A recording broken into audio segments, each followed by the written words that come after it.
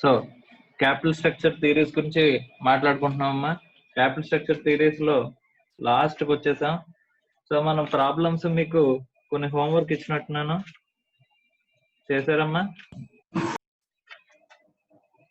Yes sir. Okay.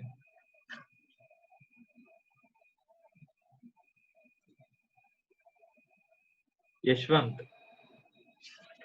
Sir first నేను homework ఇచ్చిన problem ఏదమ్మా? 15, 16, 19, 21. Okay, 15th problem చదవమ్మా.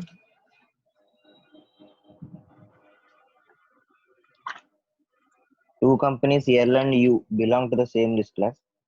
The two firms are identical in every aspect except that company L has 10% debentures. The valuation of the two firms as per the traditional theory is as follows. Okay. EV 22,50,000, 22,50,000. Interest 1,50,000 nil. Earnings to equity shareholders 21 lakh, 22,50,000. KE 14%, 12.5%. Market value of equity 1 crore 50 lakhs, 1 crore 80 lakhs. Market value of debt 15 lakhs nil. Total value of the firm 1 crore 65 lakhs, 1 crore 80 lakhs.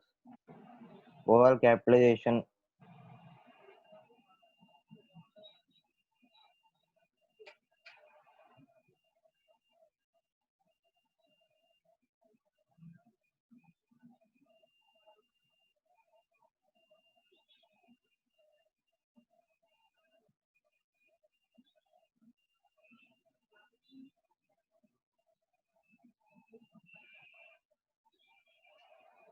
Right. Overall capitalization 13.64, 12.5, debt equity ratio 0.1, 0.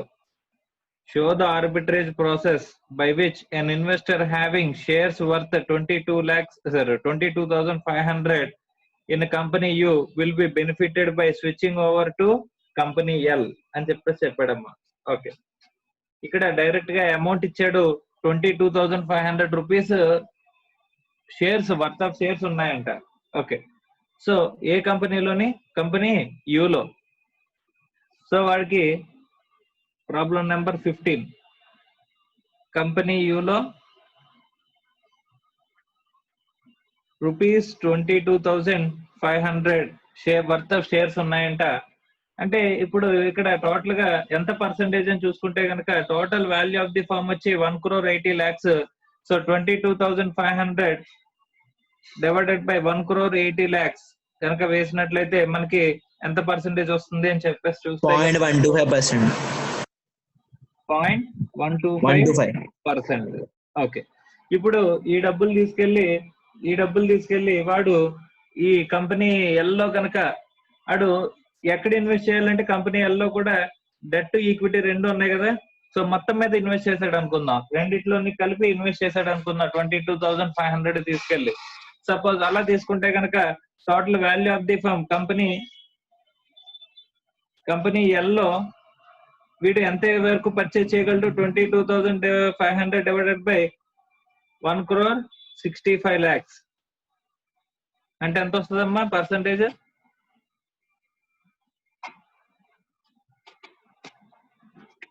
0.136%.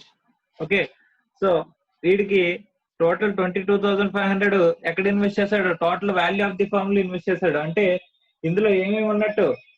Debt, equity రెండిట్లోని ఎంత percentage participate చేస్తాడంట? 0.136 participate చేస్తాడంట. Okay, ఇక్కడ ఎక్కడి నుంచి ఎక్కడికి వచ్చాడమ్మా? High valued firm నుంచి లో valued firm కి వస్తున్నాడు. Company U high valued firm, company L low valued firm. Compare చేసుకుంటే హై వాల్యూడ్ ఫర్మ్ నుంచి లో వాల్యూ ఫర్మ్ కి వస్తున్నాడు కాబట్టి ఇక్కడ అడ్వాంటేజ్ ఉంటుందని చెప్పేసి మనం మాట్లాడతాం. సో అడ్వాంటేజ్ ఉంటుందని చెప్పేసి మనకు తెలుసు. ఎలా అడ్వాంటేజ్ ఉంటుందని చెప్పేసి చూద్దాం. కంపెనీ యూలో వాడు ఎంత ఎర్న్ చేసేవాడు అంటే ఇక్కడ 0.125% ఆన్ ఈబిఐటి. ఓకే, సో ఇక్కడ వచ్చేసరికి 0.136% okay on equity and debt.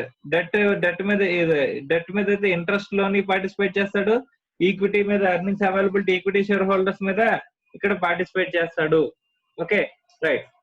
ఇక్కడ వచ్చేసరికి earnings availability equity share holders ఇచ్చాడు అంతా 21 lakhs అని ఇచ్చాడు. ఇక్కడ 21 lakhs ఇంటూ 0.136%, 0.136%. అలాగే ఇంట్రెస్ట్ మీద కూడా పార్టిసిపేట్ చేస్తాడు. 1,50,000 ఇంటూ 0.136.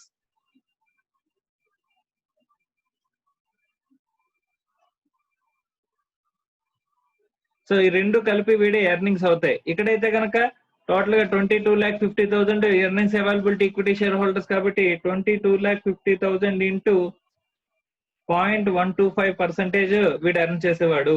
ఓకే, ఇక్కడ ఎర్నింగ్స్ ఎంత వస్తాయని చెప్పేసానంటే కనుక 22,50,000 ఇంటూ 0.125% అంటే 2,812.5. Okay right. అదే ఇక్కడ ఎంత ఎర్న్ చేస్తున్నాడంటే 21 lakhs ఇంటూ 0.136% అంటే 2,856. అండ్ ఇక్కడ 1,50,000 ఇంటూ 0.136% అంటే ఇక్కడ 204. రెండు కలిపితే ప్లస్ 2,856 3060 వస్తుందమ్మా. ఓకే, సో ఇక్కడ ఎంత వస్తుంది 3060. సో టోటల్ గా 3060 ఎర్న్ చేస్తున్నాడు by shifting from company U to L. Okay, high valued firm ఏంటి కంపెనీ యూ. ఓకే, యూలో ఎర్నింగ్స్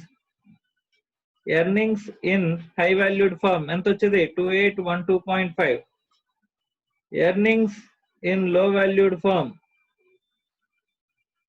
ఎల్ ఎంత వచ్చింది 3060. Okay right. ఇక్కడ చూసుకుంటే కనుక difference gain in earnings by shifting from high value to low value firm.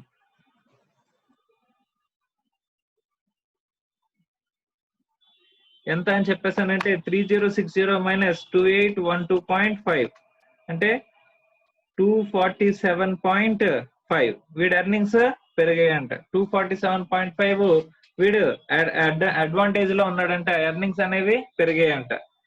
ఇక్కడ show the arbitrage process అని చెప్పేసి అని అడిగాడు.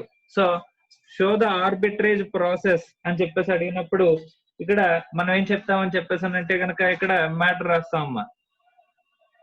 So as there is advantage by shifting from high value firm to low valued firm and the information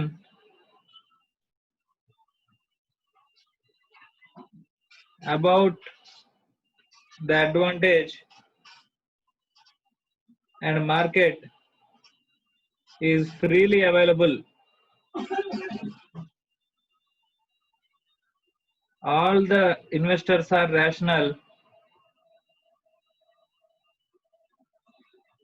All the investors are rational and hence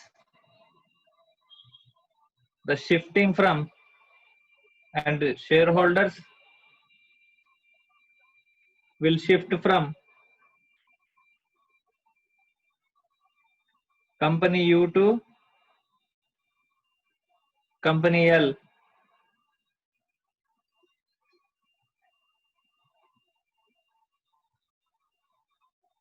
To the extent of advantage becomes 0 at point where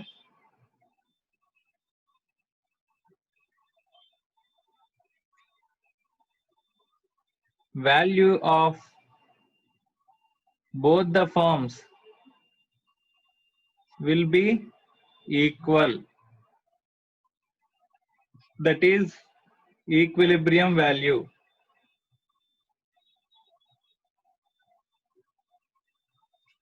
so this is the right of unity give. ఎందుకంటే arbitrage process అనేది రాయమన్నాడు కాబట్టి ఇది arbitrage process అనేది మనం చెప్పాలమ్మా. Okay right. Next sir చెప్పమ్మా. Sir ఇక్కడ మనం కంపెనీలో 0.125% ఒకవేళ షేర్స్ లో ఇన్వెస్ట్ చేసి మిగతా సర్ప్లస్ క్యాష్ మన దగ్గర ఉంచుకోకూడదా సార్? అలాగన్నా చూపించచ్చమ్మా.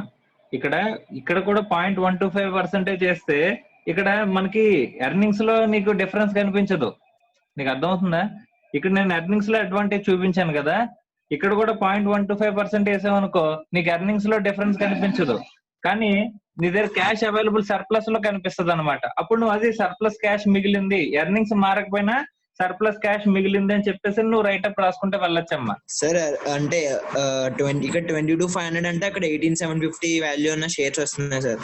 సో దాన్ని బట్టి ఎర్నింగ్స్ అయితే సరిపోతుంది సార్. మరి ఎర్నింగ్స్ కూడా పాజిటివ్ వస్తున్నాయి సార్, సర్ప్లస్ క్యాష్ కూడా ఉంటుంది సార్. అలా చేయొచ్చా సార్, చేయకూడదా అని? చేయొచ్చమ్మా, మరి మనం ఎలాగైనా ఎక్స్ప్లెయిన్ చేయొచ్చమ్మా.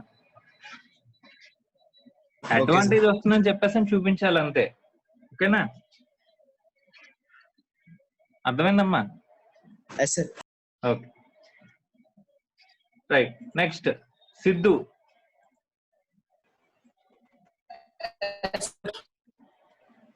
నెక్స్ట్ ఏ ప్రాబ్లం ఇచ్చానమ్మా? ప్రాబ్లం నెంబర్ 16 చదవమ్మా ఒకసారి. Companies U and L are identical in every respect except that U is unlevered while L is levered. Company L has 20 lakhs at 8%. Some assumptions are met that the tax rate is 50%, that EBIT is 6 lakhs, and the equity capitalization rate for company U is 10%.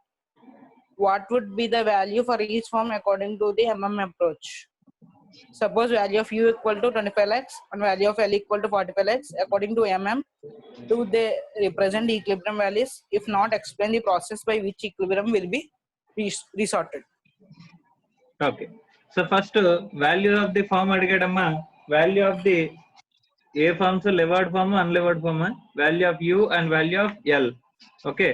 So రెండు కంపెనీలు identical కంపెనీలు అన్నాడు కాబట్టి 16th ప్రాబ్లం value of U first and value of L కనుక్కోవాలి. సో value of U and value of L ఎలా వస్తాయమ్మా? వాల్యూ ఆఫ్ యు అంటే యు అనేది ఏ firm? Unlevered L is levered అన్నాడు కాబట్టి U is unlevered. Okay right. U is unlevered అని చెప్పాడు క్లియర్ గా. U is unlevered and L is levered. Assumptions met అన్నాడు, ఇక్కడ ట్యాక్స్ రేట్ అనేది ఇచ్చాడు. సో కాబట్టి నార్మల్ గా వాల్యూ ఆఫ్ యూ ఎంత అవుతుందమ్మా? ఫార్ములా ఏంటి? ఈబిఐటి. నార్మల్ గా ఈబిఐటి బై కేఓ అంతే కదా. ఇప్పుడు ట్యాక్స్ రేట్ ఉంది కాబట్టి ఇంటూ 1 - టీ. ఓకే. సో ఇక్కడ ఈబిఐటి ఎంతమ్మా? 6 lakhs. Okay 6 lakhs into 1 - tax rate ఎంత? 50% సార్. 0.5 అంతేనా? డివైడెడ్ బై కేఓ అంటే 10%. 10%. కేఓ కాన్స్టెంటా మారుతుందా? Constant sir. ఓకే ఎంత వస్తుంది value?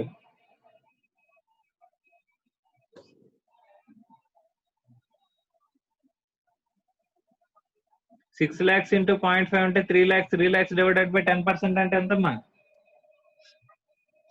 30 lakhs. 30 lakhs. Okay. So value of the unlevered firm వచ్చింది. Value of the levered firm అంటే ట్యాక్స్ రేట్ ఉన్నప్పుడు ఏం చేస్తాం? నార్మల్ గా అయితే కనుక రెండు ఒకటే వాల్యూస్ ఉండాలి. సో ఇలా వాల్యూస్ లేనప్పుడు value of the levered firm అనేది వచ్చేసరికి ఎలా వస్తుంది? Value of unlevered firm plus debt into tax rate అంతే కదమ్మా? Sir. So value of unlevered firm అంటే 30 lakhs plus debt into tax rate అంటే డెట్ ఎంత? Debt 20 lakhs sir. 20 lakhs into 0.5 అంటే ఎంత అవుతుందమ్మా? 30 lakhs ప్లస్ 10 lakhs అంటే టోటల్ ఎంత? 40 lakhs. ఓకే. ఇక్కడ మీకు ఈ ఫార్ములా మేబీ డౌట్ రావచ్చు, నార్మల్ గా ట్యాక్స్ అనేది అడ్వాంటేజ్ దేని మీద ఉంటదండి? ఇంట్రెస్ట్ మీద కదా అడ్వాంటేజ్ ఉంటది.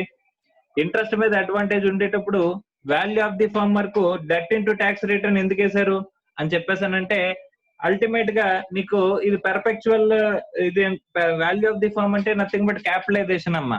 సో ఇక్కడ ఇంట్రెస్ట్ మీద వచ్చే ట్యాక్స్ ని నువ్వు క్యాపిటలైజ్ చేయాలి. ఓకే, ఇంట్రెస్ట్ మీద వచ్చే ట్యాక్స్ ఎన్నాళ్ళు వస్తే అన్నాళ్ళు కూడా నువ్వు క్యాపిటలైజ్ చేయాలి.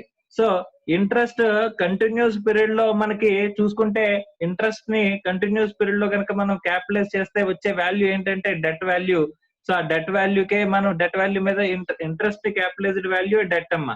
సో కాబట్టి ఇంటూ దాని మీద మనకి ఫ్యూచర్ లో అంటే లాంగ్ రేంజ్ లో టోటల్ గా మనకి వాల్యూ మిగిలేదు ఎంత అని చెప్పేసానంటే కనుక అడ్వాంటేజ్ ఎంత వస్తుందంటే కనుక డెట్ ఇంటూ ట్యాక్స్ రేట్ వస్తుంది. ఇక్కడ డెట్ కింద చూడకండి, దీన్ని ఇంట్రెస్ట్ క్యాపిటలైజ్డ్ వాల్యూ కింద చూడండి. ఇంట్రెస్ట్ క్యాపిటలైజ్డ్ వాల్యూ మీద మనం ట్యాక్స్ రేట్ అప్లై చేస్తే కనుక అది వాల్యూ ఆఫ్ ది ఫార్మ్ కి యాడ్ అవుతుంది అని చెప్పేసి వాళ్ళు కనుక్కున్నది. ఓకే, సో ఆ వాల్యూ ఆఫ్ ది ఫార్మ్ ఎంత ఇంక్రీజ్ అవుతుంది అని చెప్పేసి అనుకుంటే కనుక వాళ్ళు చెప్పింది ఏంటంటే, సో ఇంట్రెస్ట్ మీద మీకు ఏదైతే ట్యాక్స్ వస్తుందో అది ఎవ్రీ ఇయర్ ఇంట్రెస్ట్ మీద ట్యాక్స్ వస్తా ఉంటది. అది ఎన్నాళ్ళు వస్తుంది అని చెప్పేసానంటే కనుక ఈ ఇంట్రెస్ట్ కంటిన్యూస్ పీరియడ్ ఎంతైతే నీకు అవుతుందో దాన్ని నథింగ్ బట్ ఆ ఇంట్రెస్ట్ ని క్యాపిటలైజ్డ్ వాల్యూ అని చెప్పేసి చేస్తే నథింగ్ బట్ మనకు వచ్చేది ఏంటి? డెట్ వస్తుంది. ఆ డెట్ ఇంటూ ట్యాక్స్ రేట్ అని చెప్పేసి వేస్తే అదే అడ్వాంటేజ్ కింద మీకు మిగులుతుంది. అంటే value of the firm levered firm కి ఈ ట్యాక్స్ రేట్ వల్ల అడ్వాంటేజ్ వచ్చేది ఎంత అని చెప్పేసానంటే ఇంట్రెస్ట్ ఇంటూ ట్యాక్స్ రేటే. ఇంట్రెస్ట్ మీద మనకి ట్యాక్స్ రేట్, మీ ట్యాక్స్ అనేది మిగులుతుంది. అదే అడ్వాంటేజ్ కింద వస్తుంది. కానీ ఒక ఇయర్ కి మనం క్యాలిక్యులేట్ చేయగలం, కానీ కంటిన్యూస్ పీరియడ్ గా మనం క్యాలిక్యులేట్ చేయాలని చెప్పేసి అనుకుంటే కనుక కంటిన్యూస్ పీరియడ్ అంటే కంటిన్యూస్ గా మనకి ఇంట్రెస్ట్ ఎంత అవుతుందని చెప్పేసి చూసుకుంటే కనుక ఇంట్రెస్ట్ ని క్యాపిటలైజ్ చేయాలి. ఇంట్రెస్ట్ ని క్యాపిటలైజ్ చేసే value nothing but debt.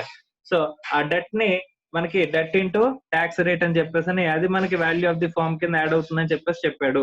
So normal గా అయితే కనుక ఇది ఎంఎం అప్రోచ్ కాబట్టి వితౌట్ ట్యాక్సెస్ కనుక ఉన్నట్లయితే value of the levered firm, value of the unlevered firm same గా ఉండాలి. కానీ సేమ్ గా ఉండవు. ఈ ట్యాక్స్ వల్ల మనకి ఈ వాల్యూ మారుతుందని చెప్పేసి మనకు చెప్పారు. ఆ మారే వాల్యూ ఎంత అని చెప్పేసి అంటే కనుక it is the simply nothing but interest మీద వచ్చే ట్యాక్స్ అడ్వాంటేజ్ మనకి యాడ్ అవుతుంది. ఇంట్రెస్ట్ మీద వచ్చే ట్యాక్స్ అడ్వాంటేజ్ అనేది మనకి జనరల్ గా మనకి అడ్వాంటేజ్ అదే ట్యాక్స్ వల్ల. కానీ ఈ ఇంట్రెస్ట్ అనేది ఒక ఇయర్ కాదు, కంటిన్యూస్ పీరియడ్ మీద వచ్చే ఇంట్రెస్ట్ ని మనం ఒక వాల్యూ కింద చెప్పాలంటే నథింగ్ బట్ క్యాపిటలైజ్ చేయాలి. ఆ ఇంట్రెస్ట్ క్యాపిటలైజ్ చేస్తే వచ్చే వాల్యూనే మనం డెట్ కింద పిలుస్తాం. సో ఆ డెట్ ఇంటూ ట్యాక్స్ రేట్ అని చెప్పేసి వాళ్ళు కంక్లూజన్ కి వచ్చారు. ఇక్కడ డెట్ అని చూడకండి, డెట్ ఇంటూ ట్యాక్స్ రేట్ అని అనుకోవద్దు. డెట్ అంటే it is nothing but interest capitalized value. Okay, right. So ఇది మనకి value of the firm L. Okay, ఈ రెండు కనుక్కున్న వాడు అడిగిన రెండు బిట్, ఫస్ట్ బిట్ కంప్లీట్ అయింది. ఆడు అడిగిన సెకండ్ బిట్ ఏం చెప్పాడమ్మా? వాల్యూ ఆఫ్ యూ అనేది ఎంత చెప్పాడు? Value of U unlevered firm ఎంత చెప్పాడు? 25 lakhs ఇచ్చాడు. Okay, next value of L అని చెప్పాడమ్మా 45 lakhs చెప్పాడు. ఓకే, 45 lakhs చెప్పాడు. Okay, so according to MM approach do they represent equilibrium values? అమ్మా ఈక్విలిబ్రియం వాల్యూస్ రిప్రజెంట్ చేస్తున్నాయమ్మా? No sir. నో. సో ఆ విషయం రాయాలి. They are not representing firms U and L. Okay, firms values of U and L are not represent equilibrium values. So ఈ point రాసి okay, if not అన్నాడు అంటే కనుక అప్పుడు ఎక్స్ప్లెయిన్ చేయమన్నాడు. Process by which equilibrium will be resorted. Equilibrium ఎలా వస్తుంది అని చెప్పేసి రిసార్ట్ చేయమన్నాడు. ఓకే కానీ ఓకే, అలాగే అలాంటప్పుడు మనం ఇక్కడ ఈ ప్రాసెస్ అనేది ఏదైతే రాసామో ముందు ప్రాబ్లం లో ప్రాసెస్ ఏదైతే రాసామో ఆ ప్రాసెస్ ని రిపీట్ చేస్తాము.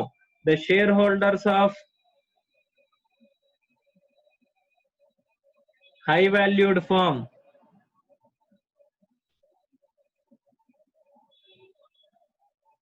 will shift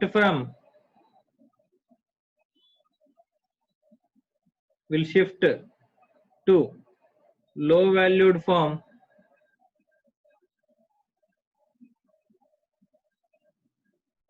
and the process of shifting will continue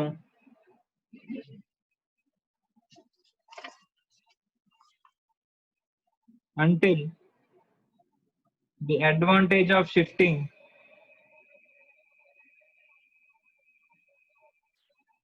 will become 0. Advantage of shifting అనేది 0 అయ్యేంత వరకు కూడా వాళ్ళు ఏం చెబుతారంట, షిఫ్ట్ అవుతూనే ఉంటారంట. As the information in the market is freely available and the investors are rational, the shifting process will work.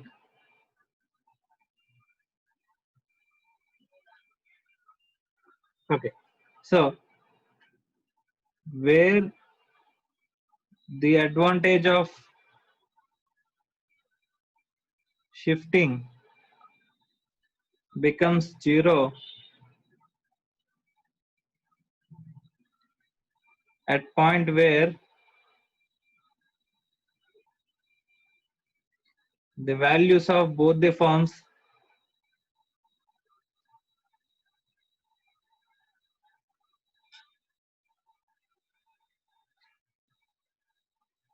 represent equilibrium value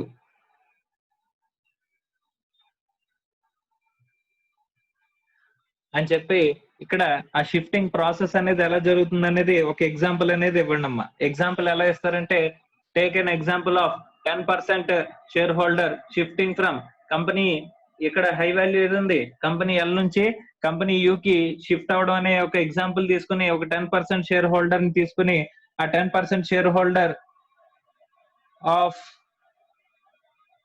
company L shifted to company U, low valued firm అనేది ఇక్కడ ఒక process అనేది చూపించి ఆ 10% share holder మారితే కనుక advantage వస్తుంది. ఆ అడ్వాంటేజ్ 0 అయ్యేంత వరకు కూడా ఇక్కడ ఏమవుతుంది, ప్రాసెస్ ఆఫ్ షిఫ్టింగ్ అనేది జరుగుతుంది అని చెప్పేసి అని రాసుకుంటూ రావాలమ్మా. ఓకే, ఇక్కడ ఎగ్జాంపుల్ అనేది మీరు ప్రజెంట్ చేయాలి. 10% షేర్ హోల్డర్ ని ఒక ఎగ్జాంపుల్ గా తీసుకుని మనం ప్రజెంట్ చేయాలి. So this is what we need to represent. So ఇది ప్రాబ్లం నెంబర్ 16 లో సెకండ్ బిట్ కి ఆన్సర్ అమ్మా. Okay, right.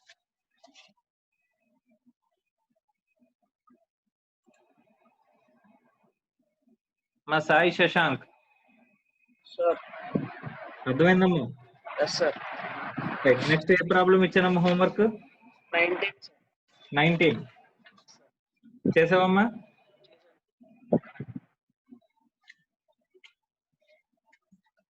మా వినిపిస్తుందా? Yes sir. చేసావా? చేశాను సార్. ఓకే, సో చదవమ్మా. The following figures are made available to you. Net profit for the year 18 lakhs. Interest on secured debentures at 15%. Debentures were issued 3 months after the commencement of year. 1,12,500.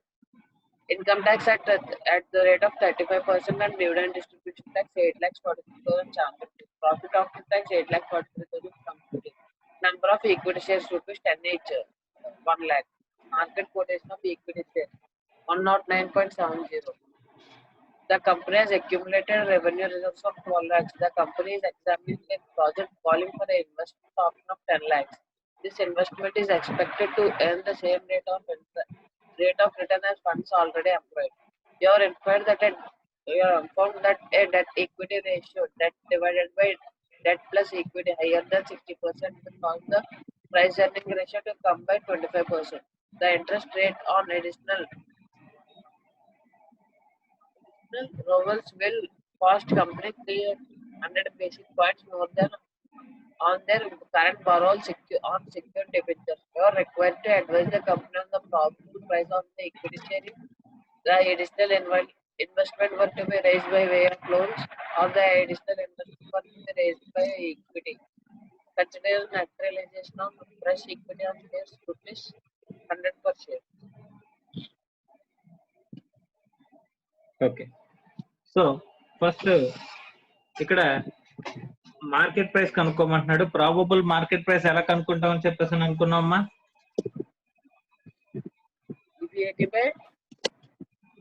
Probable market price కావాలంటే ఏం కావాలి మనకి? PE ratio. PE ratio ఎలా వస్తుంది?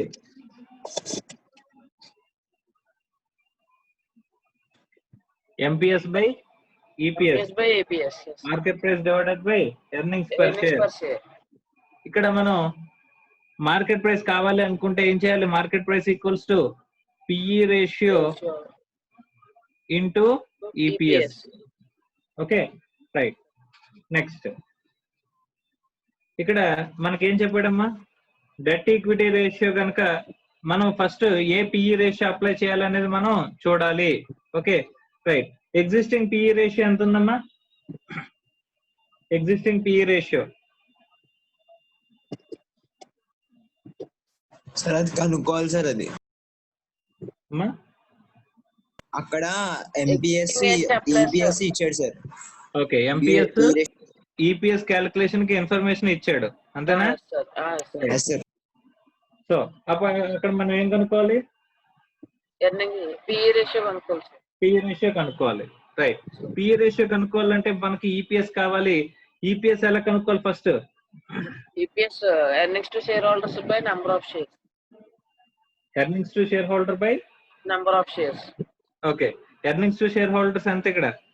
Earnings to shareholders 8,43,750. ఏదమ్మా? 8,43,750 sir. Profit after tax. Profit After tax. After tax. Yes sir.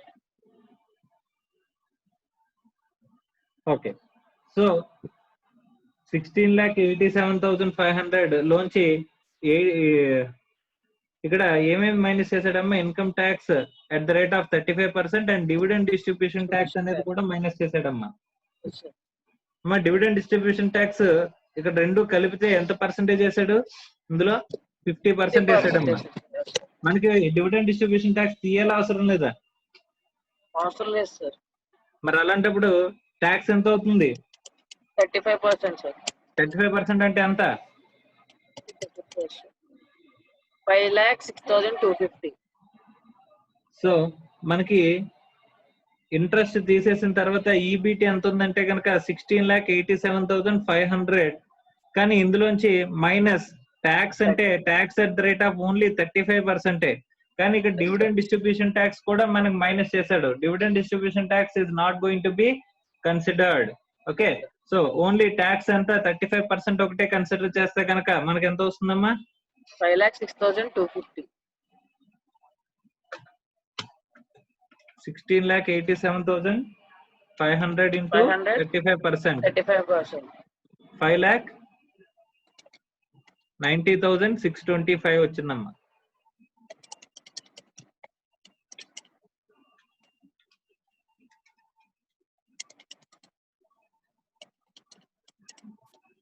$10,96,875.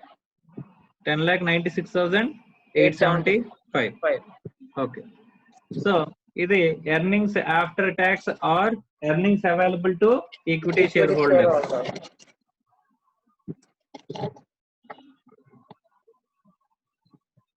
Okay, number of shares ఎంతమ్మా?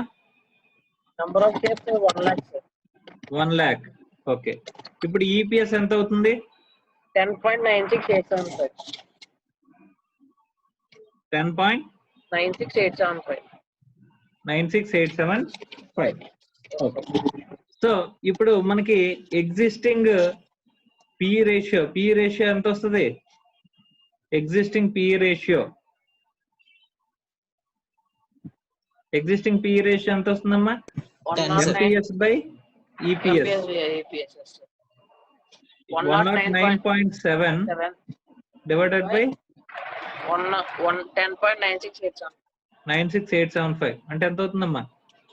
10 sir. 10.001 sir. Okay, 10 తీసుకోవచ్చు. Okay, so 10 times existing P ratio వచ్చేసరికి 10 times. దీని అర్థం ఏంటి? For every 1 rupee rise in the EPS market price ఎంత change అవుతుంది? 10 times change అవుతుంది అని చెప్పేసి దీని అర్థం, అంతే కదా? రైట్. ఇప్పుడు ఈ పిఈ రేషియో వాడాలా, వేరే పిఈ రేషియో వాడాలా? పిఈ రేషియోలో మార్పు ఏంటో చెప్పాడమ్మా. You are informed that the debt equity ratio, debt by debt plus equity higher than the 60% cause the price earnings ratio come down by 25%. 25% తగ్గిపోతుంది అని చెప్పాడు. So interest rate on the additional borrowals will be cost company 300 basis points more than the current borrower on the secured debentures అని చెప్పేసి అంటున్నాము. Okay right. ఇప్పుడు మనకి debt by debt plus equity ఎంత percentage ఉంది అనేది మనకి కావాలి. ఓకే, ఇక్కడ డెట్ ఈక్విటీ రేషియో అంటే డెట్ బై ఈక్విటీ అని వేసేయచ్చు, కానీ ఇక్కడ ఏమిటి ఇచ్చాడు, బ్రాకెట్ లో ఏదైనా ఫార్ములా ఇస్తే ఆడు చెప్పింది అప్లై చేయాలి. So debt equity ratio check చేద్దాం. సో డెట్ ఈక్విటీ రేషియో అంటే ఇక్కడ ఫార్ములా డిఫైన్డ్ అండి, as specified debt by debt plus equity. Okay, debt ఎంత? 10 lakhs sir. 10 lakhs. ఈక్విటీ ఎంత? 10 lakhs. Equity 10 lakhs sir. 1 lakh into 10. 1 lakh into 10. Okay, మరి ఇది market value తీసుకోవట్లేదు, నువ్వు బుక్ వాల్యూ చెప్తున్నావు. బుక్ వాల్యూ చెప్పేటప్పుడు ఏం చెప్పాలి? ఇది చెప్పాలి సార్. రిజర్వ్స్ కూడా కలిపి చెప్పాలి కదమ్మా. yes sir. రిజర్వ్స్ ఎంత ఉంది? 12 lakhs. ఈక్విటీ వచ్చేసరికి 1 lakh into 10 rupees ప్లస్ ఇది equity shares value. Reserves and surplus ఇక్కడేమో 10 lakhs, ఇక్కడేమో 12 lakhs. టోటల్ చేస్తే ఎంత అవుతుందమ్మా? 22 lakhs. 22 lakhs. Okay, so equity value ఎంత? Debt by debt plus equity. Debt 10 lakhs divided by 10 lakhs plus 22 lakhs. 12 lakhs. Sorry 22 lakhs. 22 lakhs అంటే ఎంత అవుతుందమ్మా? 10 by 0.13125. ఎంతమ్మా? 0.1.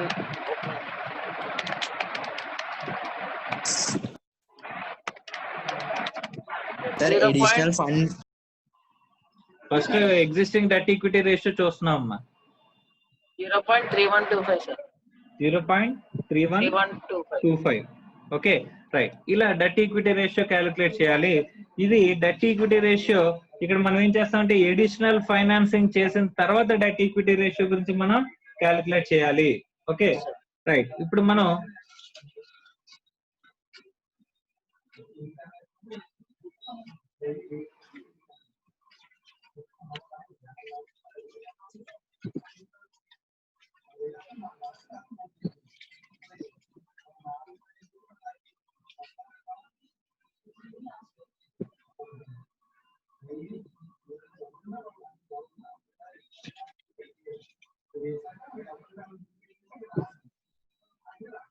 so probable price after additional financing.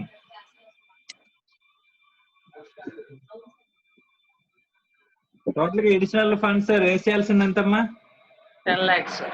Additional funds required 10 lakhs అంతేనా? yes sir. Right. So ఇప్పుడు అది debt ద్వారా race చేస్తే ఎలాగా, ఈక్విటీ ద్వారా రేస్ చేస్తే ఎలాగా, అంతే కదమ్మా? Debt by debt plus equity. అది డెట్ అనుకుంటే గనక ఇక్కడ ఎంత అవుతుంది? Debt 20 by 10 plus 10 by divided by 10 plus 10 plus 22. yes sir. Equity అనుకుంటే కనుక అప్పుడు 10 by 10 plus 22 plus 10. yes sir. Okay, debt equity ratio ఎంత వస్తుంది ఇక్కడ? 47.61 sir. 47.61. ఇక్కడ 23.80. 23.80. సో చూసుకుంటే రెండు చోట్ల కూడా ఎంతకంటే తక్కువ ఉందమ్మా? 50. ఎంతకంటే తక్కువ ఉంది? 50% కంటే ఇంతకు ముందు దానికంటే తక్కువ. 60% కంటే తక్కువ ఉంది. కాబట్టి మనం debt equity ratio sorry PE ratio ఏది యూజ్ చేయాలి? పాత్ యూస్ చేయాలి సార్. పిఈ రేషియో ఏది యూజ్ చేయాలి? ఎగ్జిస్టింగ్ న్యూవా? Existing sir. ఎగ్జిస్టింగ్. రెండు చోట్ల పిఈ రేషియో ఎంత వస్తుంది? 10 యూజ్ చేయాలి. 10. ఓకే, పిఈ రేషియో తెలిసింది కాబట్టి నెక్స్ట్ ఈపీఎస్ కనుక్కుంటే ఈపీఎస్ ఇంటూ పిఈ రేషియో కనుక్కుంటే మనకి ప్రాబ్లం అయిపోతుంది. Okay right. ఈపీఎస్ కనుక్కోవాలనుకుంటే కనుక calculation of new EPS. New EPS ఎలా వస్తుందమ్మా? ఈబిఐటి. ఎగ్జిస్టింగ్ ఈబిఐటి ఎంత? Existing EBIT 18 lakhs sir. 18 lakhs. ఇక్కడ 18 lakhs. 18 lakhs. మన న్యూ ఈబిఐటి ఎంత? ఎడిషనల్ ఎంత? ప్లస్ ఎడిషన్ ఎంత అవుతుందమ్మా? 10 lakhs. 10 lakhs అవుతుంది సార్. 10 lakhs మనం ఇన్వెస్ట్ చేస్తున్నాం దాని మీద. Investment sir. మరి ఎంత వస్తుంది దాని మీద? సార్ 5,62,500. రిటర్న్ ఆన్ ఇన్వెస్ట్మెంట్ మనం కనుక్కుంటే ఎగ్జిస్టింగ్ రిటర్న్ ఆన్ ఇన్వెస్ట్మెంట్ అని చెప్పాడమ్మా. మనకు కనుక్కోవచ్చు సార్ అది. So existing return on investment ఎంత? Return on investment existing total గా 18 lakhs వచ్చింది. మనం ఇన్వెస్ట్ చేసింది ఎంత? 32 lakhs sir. Existing 32 lakhs invest చేసాం అంటే ఎంత పర్సెంటేజ్ అమ్మా? 56.25%. 56.25%. ఇది ఎగ్జిస్టింగ్ రిటర్న్ ఆన్ ఇన్వెస్ట్మెంట్. ఇదే రిటర్న్ ఆన్ ఇన్వెస్ట్మెంట్ కొత్త దాని మీద కూడా వస్తుంది అంటున్నాడు కాబట్టి 10 lakhs ఇంటూ 56.25% అంటే ఎంతమ్మా? 5,62,500. 5,62,500. ఇక్కడ కూడా 5,62,500. టోటల్ లెస్ ఎంత వస్తుందమ్మా? 23,62,500. ఓకే, సో ఇందులోంచి మైనస్ ఏం తీసేయాలి? ఇది ఈబిఐటి, న్యూ ఈబిఐటి. ఇందులోంచి ఇంట్రెస్ట్ మనం మైనస్ చేసేయాలి. ఇంట్రెస్ట్ ఎంత? ఎగ్జిస్టింగ్ ఇంట్రెస్ట్ ఎంత? 1,12,500 సార్. 10 lakhs ఇంటూ ఎంత పర్సెంటేజ్ అమ్మా ఎగ్జిస్టింగ్? డైరెక్ట్ ఇచ్చాడు సార్. ఎంత సార్? అది 9 months ఇచ్చాడు సార్. 9 months ఇచ్చాడు సార్. ఓకే, 9 months ఇస్తే కనుక మనం ఎంత కనుక్కోవాలి? ఇయర్ కనుక్కోవాలి. ఇయర్ కనుక్కోగలరా? కనుక్కోలేరా? Yes sir. సో ఎలా కనుక్కోవాలి? 10 9 lakhs months కి ఇంట్రెస్ట్ 1,12,500 అయితే 12 months కి ఎంత అని చెప్పేసానంటే 112,500 into 12/9. 1,50,000 sir. So 1,50,000 interest. 1,50,000 divided by existing loan ఎంత? 10 lakhs. 10 lakhs అంటే ఎంత పర్సెంటేజ్ అమ్మా? 15% సార్. సో ఎగ్జిస్టింగ్ ఎంత? 15%. ఎంత? 1,50,000. న్యూ ఎంత? న్యూ ఇంట్రెస్ట్ ఎంత చెప్పాడు? 300 basis points కంటే ఎక్కువ ఉంటుందని చెప్పాడు కదమ్మా ఎగ్జిస్టింగ్ కంటేని. Yes sir. 3 more than. అంటే ఎంత? 15% ప్లస్ 3% న్యూ అంటే ఎంత? 18%. 18% అంటే 1,80,000. ఇక్కడేమో ఓన్లీ 1,50,000 వస్తుంది ఎందుకంటే ఎగ్జిస్టింగ్ లోనే న్యూ అంతా కూడా ఈక్విటీ ద్వారా రేస్ చేస్తున్నాం కాబట్టి. సో తీసేస్తే ఎంత అవుతుందమ్మా? 20,32,500. 20,32,500. ఇక్కడ ఎంత అవుతుంది? 22,12,500. 22,12,500. ఓకే, మైనస్ ట్యాక్స్ ఎంత? at the rate of 35%. 35%. 7,11,375. 7,11,375. ఇక్కడ ఎంత? 7,74,375. ఓకే, తీసేస్తే ఎంత వస్తుందమ్మా? Earnings available to equity shareholders ఎంత? 13,21,125. 13,21,125. ఇక్కడ ఎంత?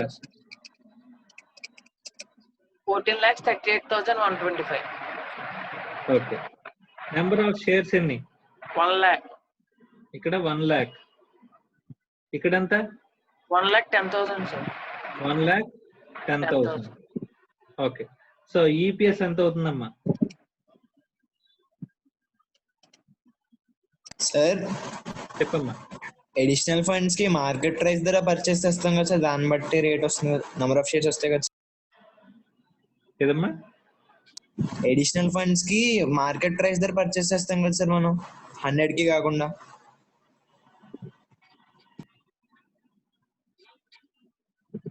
ఎగ్జిస్టింగ్ 10 lakhs కూడా market quotation of the equity share ఇక్కడ సపరేట్ గా ఇచ్చాడా? ఈ కంపెనీ ఎంత ఇష్యూ చేస్తుందని నేను చెప్పాడా?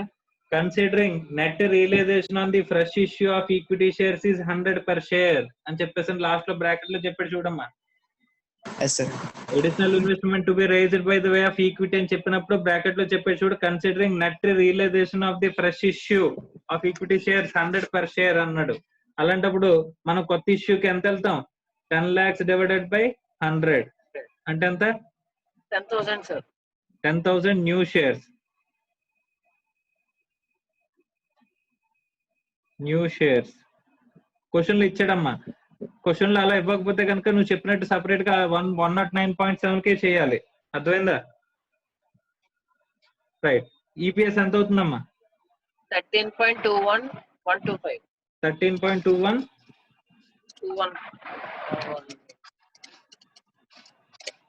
13.07. 13.07. ఓకే. సో ఇక్కడ ఈపీఎస్ తెలిసింది కాబట్టి ప్రాబబుల్ మార్కెట్ ప్రైస్ తెలుసుకోవచ్చు మనం. So market price is nothing but PE ratio into EPS. ఎంత వస్తుందమ్మా ప్రాబబుల్ మార్కెట్ ప్రైస్? ఇక్కడేమో రెండు చోట్ల 10 తోనే మల్టిప్లై చేయాలి అంటే ఎంత వస్తుంది? 132.1125. ఇక్కడ 130.7 మార్కెట్ ప్రైస్. అర్థమైందమ్మా? Yes sir.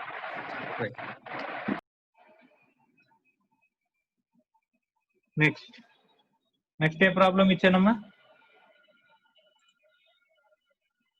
Sai Kiran.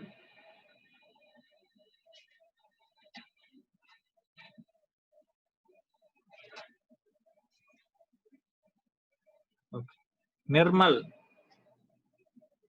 Yes sir. Okay. Next ఏ ప్రాబ్లం ఇచ్చానమ్మా? 21 sir. ప్రాబ్లం నెంబర్ 21 చేసావమ్మా? Yes sir. చదవమ్మా. T Limited has appointed you as its finance manager. The company wants to implement a project for which 30 lakhs is required to be raised from the market as a means of financing the project. The following financing plans and options are at hand.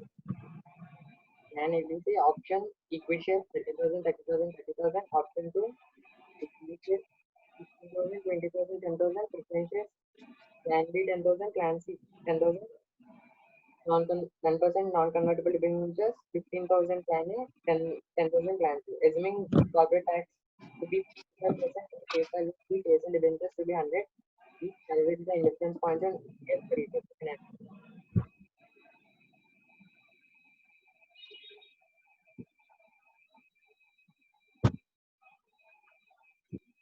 Right.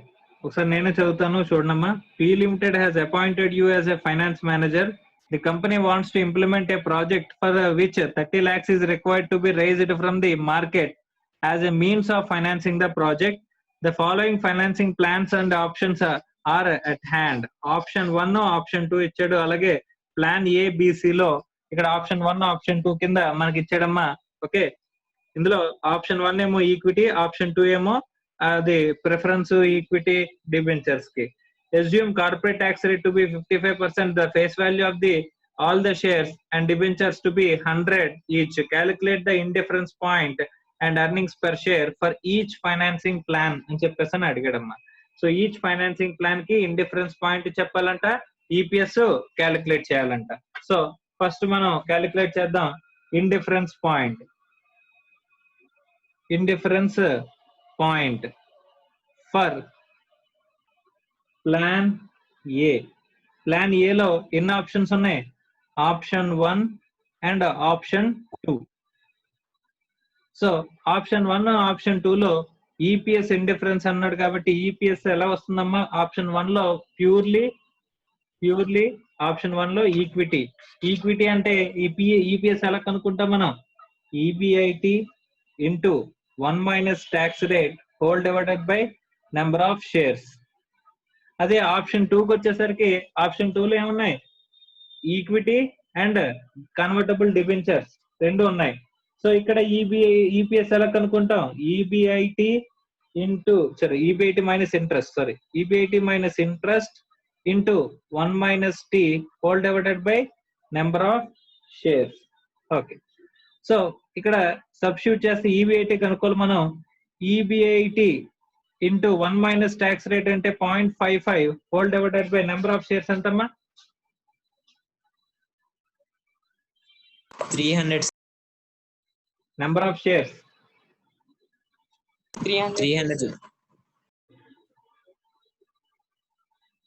Face value 100 అన్నారు sir. 30,000 కదమ్మా ఇక్కడ. మా equity shares direct గా ఇచ్చేసాడు, direct గా equity shares ఇచ్చేసాడు. Equity shares ఎన్ని 30,000 ఇచ్చాడు ఇక్కడ. ఇవి నెంబర్ ఆఫ్ షేర్స్ ఇచ్చాడమ్మా, ఇవన్నీ కూడా నెంబర్ ఆఫ్ షేర్స్ అనేవి మనకి ఇచ్చాడు. సో ఇక్కడ 30,000 షేర్స్. ఇక్కడ ఈబిఐటి మైనస్ ఇంట్రెస్ట్ అంటే ఇక్కడ debentures face value of the all the shares and debentures to be 100 అన్నాడు. అంటే ఇక్కడ నెంబర్ ఆఫ్ షేర్స్ ఇచ్చి వాల్యూ అనేది ఇక్కడ దీంతో మల్టిప్లై చేసుకుంటే మనకి వాల్యూ అనేది వస్తుంది. సో ఇక్కడ ఈ డిబెంచర్స్ 15,000 ఇంటూ 100 అంటే ఎంత అవుతాయి, 15,000 ఇంటూ 100 అంటే 15 lakhs. 15 lakhs ఇంటూ ఎంత percentage, non convertible debentures interest rate 10%. 15 lakhs into 10% అంటే ఎంతమ్మా, 1,50,000. 1,50,000 interest into 1 minus 0.55 whole divided by number of shares అంటే ఎన్ని, 15,000 షేర్స్. అంతే కదమ్మా, నెంబర్ ఆఫ్ షేర్స్ కదా ఇచ్చింది ఇక్కడ 15,000, రైట్. Yes, sir. సో కాబట్టి 15,000 ఇక్కడ 30,000 తో చేస్తే 2 వస్తుంది. ఇక్కడ ఎంత వస్తుంది, 0.45 ఈబిఐటి ఈక్వల్స్ టు ఎంత వస్తుందమ్మా, 0.9 ఈబిఐటి మైనస్ 67,500. 67,500 ఇంటూ 2 వేసుకోవాలి, ఎందుకంటే ఇటువైపు అటువైపు వస్తుంది కదా. ఇక్కడ 2 అటువైపు వచ్చింది కదమ్మా, Yes, sir. రైట్. సో ఇటువైపు వస్తే కనుక 0.45 EBIT equals to 1,35,000. So EBIT equals to 1,35,000 divided by 0.45 అంటే ఎంత అవుతుందమ్మా, ఈబిఐటి ఎంత అవుతుంది, 3 lakhs. 3 lakhs. అమ్మ ఈబిఐటి 3 lakhs దగ్గర ఉన్నప్పుడు ఫైనాన్షియల్ ప్లాన్ ఏలో ఆప్షన్ 1 అయినా ఒకటే, ఆప్షన్ 2 అయినా ఒకటే, అంతేనమ్మా. Yes, sir. ఒకవేళ ఈబిఐటి 3 lakhs కంటే ఎక్కువ ఉంటే ఫైనాన్షియల్ ప్లాన్ ఏలో ఆప్షన్ 1 బెటరా, ఆప్షన్ 2 బెటరా? Option 2 better, sir. Option 2 better. ఎందుకంటే నిన్న మనం మాట్లాడుకున్నాం, ఈబిఐటి లెవెల్ కంటే ఎక్కువ ఉన్నప్పుడు ఫిక్స్డ్ ఛార్జ్ ఏదైతే ఉంటుందో ఫిక్స్డ్ ఛార్జ్ అనేది ఫిక్స్డ్ ఛార్జ్ ఎక్కువ ఉన్నది మనకి బెనిఫిషియల్ గా ఉంటుందని చెప్పేసి మనం మాట్లాడుకున్నాం, గుర్తుందమ్మా? Yes, sir. రైట్. సో కాబట్టి if EBIT is greater than 3 lakhs, option 2 is preferable. EBIT is less than 3 lakhs, option 1 is preferable. అర్థమైందమ్మా? Yes, sir. So indifference point దగ్గర EBIT ఎంత, 3 lakhs. Next indifference point for plan B. Plan బిలో ఏమన్నా ఉన్నాయి, option 1 and option 2. So option 1 లో ఏం చేస్తున్నాం మనం, ప్యూర్ ఈక్విటీ. ఆప్షన్ 2 లో మనం ఏం చేస్తున్నాం, equity and preference. Equity and preference ఉన్నప్పుడు ఈపీఎస్ కి ఫార్ములా ఓన్లీ ఈక్విటీ ఉన్నప్పుడు EBIT into 1 minus t whole divided by number of shares equals to option 2 లో EBIT మైనస్ EBIT మా ఇంట్రెస్ట్ కాదు కదా ఇది, ఆప్షన్ 2 ఈజ్ ప్రిఫరెన్స్. ప్రిఫరెన్స్ కాబట్టి ఏమొస్తుంది formula, EBIT into 1 minus t అందులోంచి ప్రిఫరెన్స్ డివిడెండ్ తీసేస్తే divided by number of shares. So EBIT number substitute చేస్తే 0.55 whole divided by 30,000 shares equals to EBIT into 1 minus 0.55 minus preference dividend ఎంత ఇక్కడ 12% preference shares 10,000. 10,000 into ఎంత shares value of all shares and debentures 100 అన్నాడు కాబట్టి 10,000 into 100 అంటే 10 lakhs. 10 lakhs into 12% అంటే ఎంత 1,20,000. 1,20,000 whole divided by number of shares అంటే ఎన్ని 20,000. షేర్స్ ఎన్ని ఇచ్చాడు సెకండ్ దాంట్లో 20,000. సో ఇక్కడ చూసుకుంటే కనుక 20,000 ఇక్కడ 1.5 తో మనకి ఇదవుతుంది 0.45 ఈబిఐటి ఈక్వల్స్ టు 0.45 ఇంటూ 1.5 అంటే ఎంతమ్మా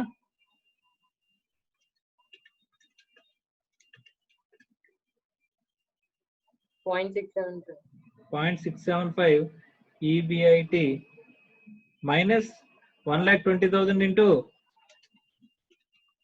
1.5 1,80,000.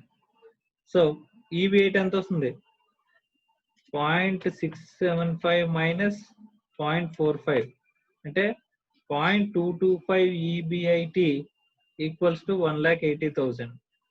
So EBIT equals to ఎంత వస్తుందమ్మా 1,80,000 divided by 0.225 అంటే ఎంతమ్మా 8 lakhs. అర్థమైందా Sir, left hand side 2 into 0.45 EBIT తో మల్టిప్లై చేయాలి సార్ 2 అంటే ఇక్కడ 20,000 ఇక్కడ 30,000 ఉంది అంటే 20,000 30,000 ఎలా పోతుంది 1.5 కదా సార్ ఆ 1.5 అటు తీసుకెళ్ళాను మల్టిప్లై చేశాను 2 తో కాదు ఇక్కడ సార్ అర్థమైందా next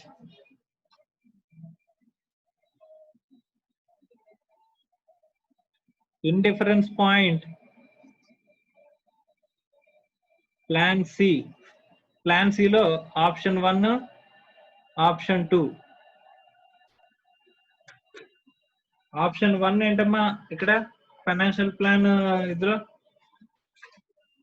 option 1 equity purely equity option 2 వచ్చేసరికి ఈక్విటీ డిబెంచర్స్ ప్రిఫరెన్స్ 3 ఉన్నాయి అలాంటప్పుడు మనం ఈపీఎస్ క్యాలిక్యులేషన్ అలాగా EBIT into 1 minus tax rate whole divided by number of shares ఇక్కడైతే ఇక్కడికి వచ్చేసరికి ఏమవుతుంది formula EBIT minus interest into 1 minus T minus preference dividend okay divided by number of shares. So EBIT into 1 minus 0.55 whole divided by number of shares అంటే ఇక్కడ ఎంత 30,000 ఇక్కడికి వచ్చేసరికి EBIT minus interest ఎంతమ్మా 10,000 డిబెంచర్స్ ఇంటూ 100 అంటే 10 lakhs 10 lakhs into 10% అంటే 1 lakh into 1 minus 0.55 minus preference dividend ఎంత 10,000 into 100 1,20,000 okay divided by number of shares అంటే ఇక్కడ 10,000 సో ఇక్కడ 10,000 ఇక్కడ 30,000 తో 3 times సో కాబట్టి 0.45 EBIT ఈక్వల్స్ టు ఇక్కడ ఎంత వస్తుందమ్మా 0.45 ఇక్కడ EBIT ఇంటూ 3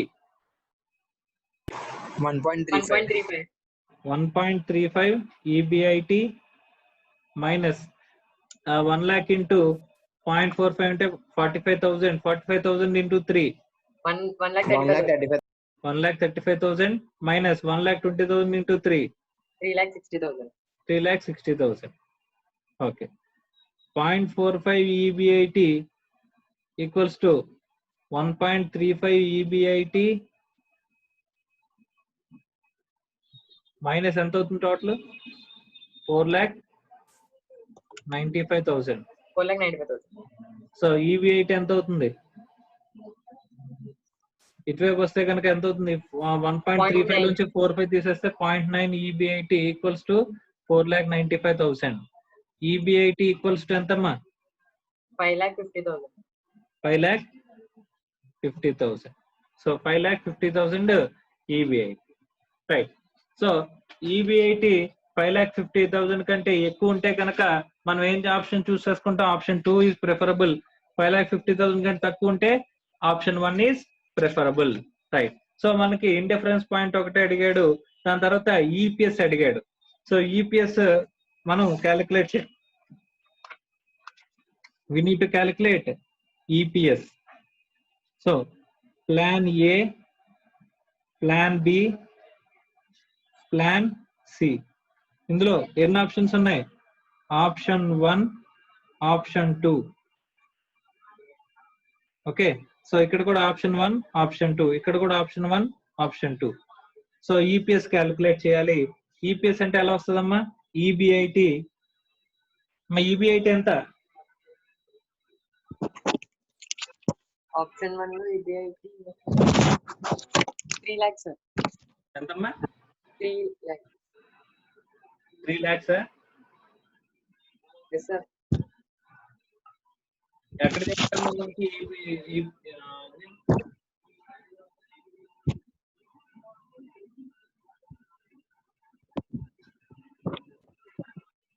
ఈబిఐటి 3 lakhs అని ఎక్కడ చెప్పాడమ్మా? మనం కనుక్కున్నాం అంతే కదా. ఆప్షన్ ప్లాన్ బి లో, ప్లాన్ బి లో 8 lakhs ఇక్కడ కనుక్కున్నాం కదా. ఇక్కడ ప్లాన్ సి లో 5,50,000.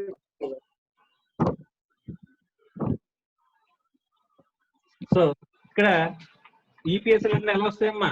ఎట్ సర్టెన్ లెవెల్, ఈ లెవెల్ ఆఫ్ ఈబిఐటి దగ్గర ఏం రావాలి? ఈపీఎస్ లన్నీ కూడా మనకి ఈ ప్లాన్ ఆప్షన్ 1, ఆప్షన్ 2 లో ఏం రావాలి? ఈక్వల్ గా రావాలి. ఇక్కడ కూడా ఆప్షన్ 1, ఆప్షన్ 2 లో ఈక్వల్ గా రావాలి. ఇక్కడ కూడా ఆప్షన్ 1, ఆప్షన్ 2 లో ఈక్వల్ గా రావాలి. అదే కదా మనకి ఈపీఎస్ ఇండిఫరెన్స్ పాయింట్ అంటే, right. So minus interest calculate చేసి చూద్దాం. ఫస్ట్ ఆప్షన్ లో ఎక్కడా కూడా ఇంట్రెస్ట్ ఉండదు. సెకండ్ ఆప్షన్ లో ఇంట్రెస్ట్ అనేది ఎంత ఉంటుందమ్మా? 1,50,000. 1,50,000. సెకండ్ ఆప్షన్ లో ఇక్కడ ఇంట్రెస్ట్ ఏమి లేదు, ఎందుకంటే ఇది ప్రిఫరెన్స్ షేర్స్, అంతే కదా. ఇక్కడ ప్లాన్ సి లో ఆప్షన్ 2 లో ఇంట్రెస్ట్ ఎంత వస్తుందమ్మా? 1 lakh. 1 lakh. తీసేస్తే ఈబిటి 3 lakhs, 1,50,000, 8 lakhs, ఇక్కడ కూడా 8 lakhs, 5,50,000, 4,50,000. Minus tax. ట్యాక్స్ ఎంత? 55%. ట్యాక్స్ 55% అంటే ఎంత అవుతుందమ్మా? 1,65,000. 1,65,000. ఇక్కడ 82,500. ఓకే, ఇక్కడ 8 lakhs into 55% అంటే 4,40,000. 4,40,000. ఇక్కడ కూడా 4,40,000 వస్తుంది. ఇక్కడ 3,02,500. ఎంతమ్మా? 3,02,500. ఇక్కడ 2,47,500. Okay. Next EAT earnings after tax 1,35,000. 1,35,000.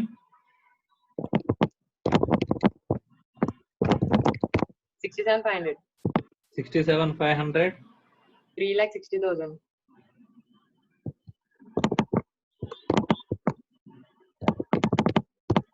2,47,500.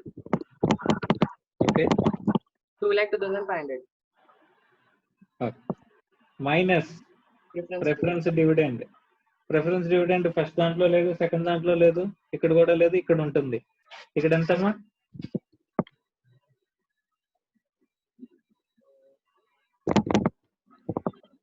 1,20,000. Okay. ఇక్కడ 1 lakh. 1,20,000. Okay.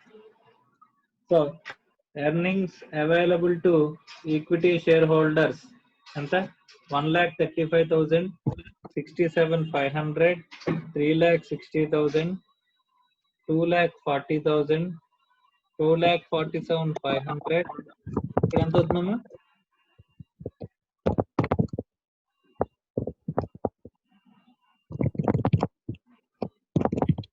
82,500. 82,500. Okay. Number of shares 30,000. Option 1 అన్నిట్లోనే 30,000 కాబట్టి డైరెక్ట్ 30,000 ఇస్తాను. ఆప్షన్ 2 వచ్చేసరికి 15,000, 20,000, 10,000.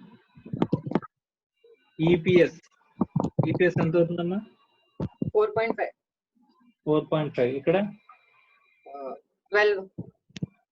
4.5 సార్. ఓకే. ఇక్కడ 12. ఇక్కడ 12. ఇక్కడ ఎంత అవుతుంది? 8.25. ఓకే, 8.25. ఇక్కడ కూడా 8.25. సో ఇండిఫరెన్స్ పాయింట్ చోట ఈపీఎస్ చూసారమ్మా, సేమ్ గా వచ్చాయి. 4.5, 4.5, 12, 12, 8.25, 8.25. రైట్. సో ఇక్కడతో మనకి క్యాపిటల్ స్ట్రక్చర్ కంప్లీట్ అయిందమ్మా. క్యాపిటల్ స్ట్రక్చర్ ప్రాబ్లమ్స్ మీకు ఇచ్చిన హోంవర్క్ ప్రాబ్లమ్స్ కూడా మనమే క్లాస్ లో చెప్పుకుని కంప్లీట్ చేసుకున్నాం. ఒక్కసారి మీ ఇన్స్టిట్యూట్ మెటీరియల్ క్యాపిటల్ స్ట్రక్చర్ ని ఓవర్ వ్యూ చూసేద్దాం. So that will complete the chapter. మనం అన్ని చెప్పుకున్నాం లేదా అనేది మాట్లాడుకుందాం. So first meaning of the capital structure అనుకున్నాం. క్యాపిటల్ స్ట్రక్చర్ గురించి స్టార్టింగ్ ఇంట్రొడక్షన్ చెప్పాను. క్యాపిటల్ స్ట్రక్చర్ థియరీస్ లో క్యాపిటల్ స్ట్రక్చర్ వచ్చేసరికి మెయిన్ అల్టిమేట్ ఆబ్జెక్టివ్ ఏంటంటే వాల్యూ ఆఫ్ ది ఫర్మ్ ని ఇంక్రీజ్ చేయడం అని చెప్పేసి అని మనం మాట్లాడుకున్నాం. క్యాపిటల్ స్ట్రక్చర్ ఎక్కడైనా సరే ఆబ్జెక్టివ్ ఏంటి? వాల్యూ ఆఫ్ ది ఫర్మ్ ని మాక్సిమైజ్ చేయడమే. తర్వాత క్యాపిటల్ స్ట్రక్చర్ థియరీస్ లో వచ్చేసరికి రెలవెంట్ థియరీస్, ఇర్రెలవెంట్ థియరీస్ అని రెండు ఉన్నాయి అని చెప్పేసి చెప్పుకున్నాం. రెలవెంట్ థియరీస్ లో ఎన్ఐ అప్రోచ్, ట్రెడిషనల్ అప్రోచ్ ఉంటే ఇర్రెలవెంట్ థియరీలో net operating income approach, MM approach అని రెండు అప్రోచెస్ ఉన్నాయని చెప్పేసి మనం మాట్లాడుకున్నాం. సో ఎన్ఐ అప్రోచ్ గురించి మాట్లాడుకున్నాం.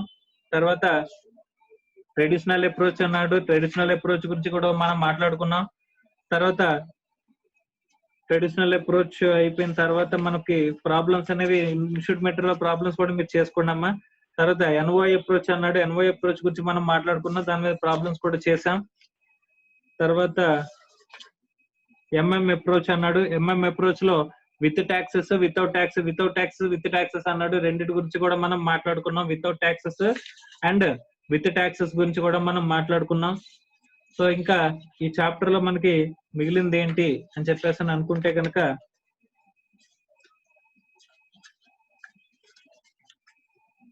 ఓకే, ఇక్కడ పేజ్ నెంబర్ 5.22 వచ్చేసరికి 5.22 లో ట్రేడ్ ఆఫ్ థియరీ అని చెప్పేసి ఒక థియరీ క్వశ్చన్ ఇస్తున్నాడమ్మా. Trade off theory. సో ఈ ట్రేడ్ ఆఫ్ థియరీ గురించి ఒకసారి చూద్దాం. సో దట్ నెక్స్ట్ ఇంకేమున్న ఆస్పెక్ట్స్ మనం చూసుకుంటూ వెళ్దాం అమ్మా. Okay right. Trade off theory అంటే ఏంటి చూడండి. Trade off theory of a capital structure refers to idea that the company chooses how much debt finance and how much equity finance to use by balancing the cost and benefit.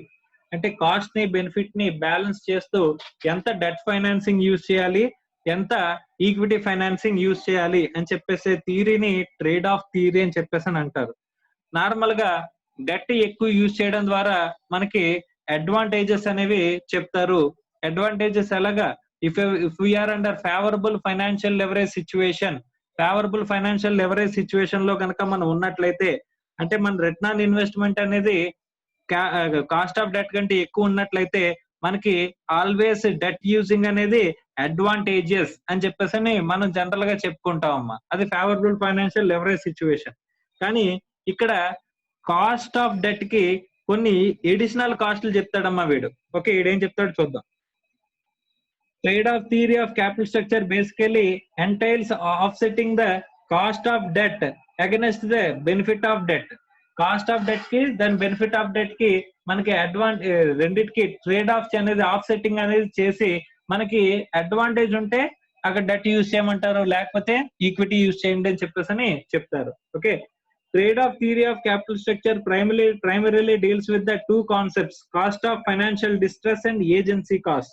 అమ్మా ఇక్కడ చూడండి, ఈ trade off theory దేని గురించి మాట్లాడుతుందంట? Cost of financial distress, agency cost గురించి మాట్లాడుతుందంట. The important purpose of the trade-off theory of capital structure is to explain the fact that corporations usually are financed partly with the debt and partly with the equity. It states that there is an advantage to the finance with the debt. మనకి advantage ఎలా వస్తుందని తెలుసు, అంటే debt ద్వారా finance చేయడం ద్వారా మనకి ఇక్కడ అడ్వాంటేజ్ ఎలా వస్తుందని తెలుసు. దట్ ఈస్ ట్యాక్స్ బెనిఫిట్స్ అని, అలాగే మనకి ఈ ఫేవరబుల్ ఫైనాన్షియల్ లెవరేజ్ సిచ్యువేషన్ లో అడ్వాంటేజెస్, మనకు వచ్చే రిటర్న్ కంటే కాస్ట్ అనేది తక్కువైతే దానివల్ల అడ్వాంటేజ్ మిగులుతుందని, ఇలా మనకి బెనిఫిట్స్ తెలుసమ్మా. Okay, and there is a cost of financing with the debt. Debt వల్ల ఫైనాన్స్ చేస్తే కనుక నీకు దాని మీద కాస్ట్ కూడా ఉంటదంట. ఆ కాస్ట్ ఏంటి చెప్తున్నా చూడండి. The cost of financial distress including bankruptcy cost of debt and non bankruptcy cost. అంటే ఇక్కడ డెట్ వల్ల నీకు అడ్వాంటేజ్, ట్యాక్స్ బెనిఫిట్ అడ్వాంటేజ్ కనిపించవచ్చు, కానీ దానివల్ల మీకు తెలియకుండా ఇండైరెక్ట్ గా వీళ్ళు చెప్పేది ఏంటంటే ఫైనాన్షియల్ డిస్ట్రెస్ అనేది రావచ్చు అని చెప్పేసి అని అంటున్నాడు. మా ఫైనాన్షియల్ డిస్ట్రెస్ ఏముంటాయంట? Bankruptcy cost, non bankruptcy cost. Bankruptcy cost అంటే మొత్తం దివాళ్ళ తీసాడు. ఇప్పుడు ఫిక్స్డ్ ఆబ్లిగేషన్ పెరిగిపోవడం వల్ల కొంత స్టేజ్ కి ఇంకా మనకి ఎగ్జాంపుల్ కి విజయమాల్య ఎగ్జాంపుల్ తీసుకుందామమ్మా. విజయమాల్య ఎగ్జాంపుల్ లో మనకి ఏంటంటే టోటల్ గా బ్యాంక్స్ మీద టోటల్ గా ఆధారపడిపోయాడమ్మా.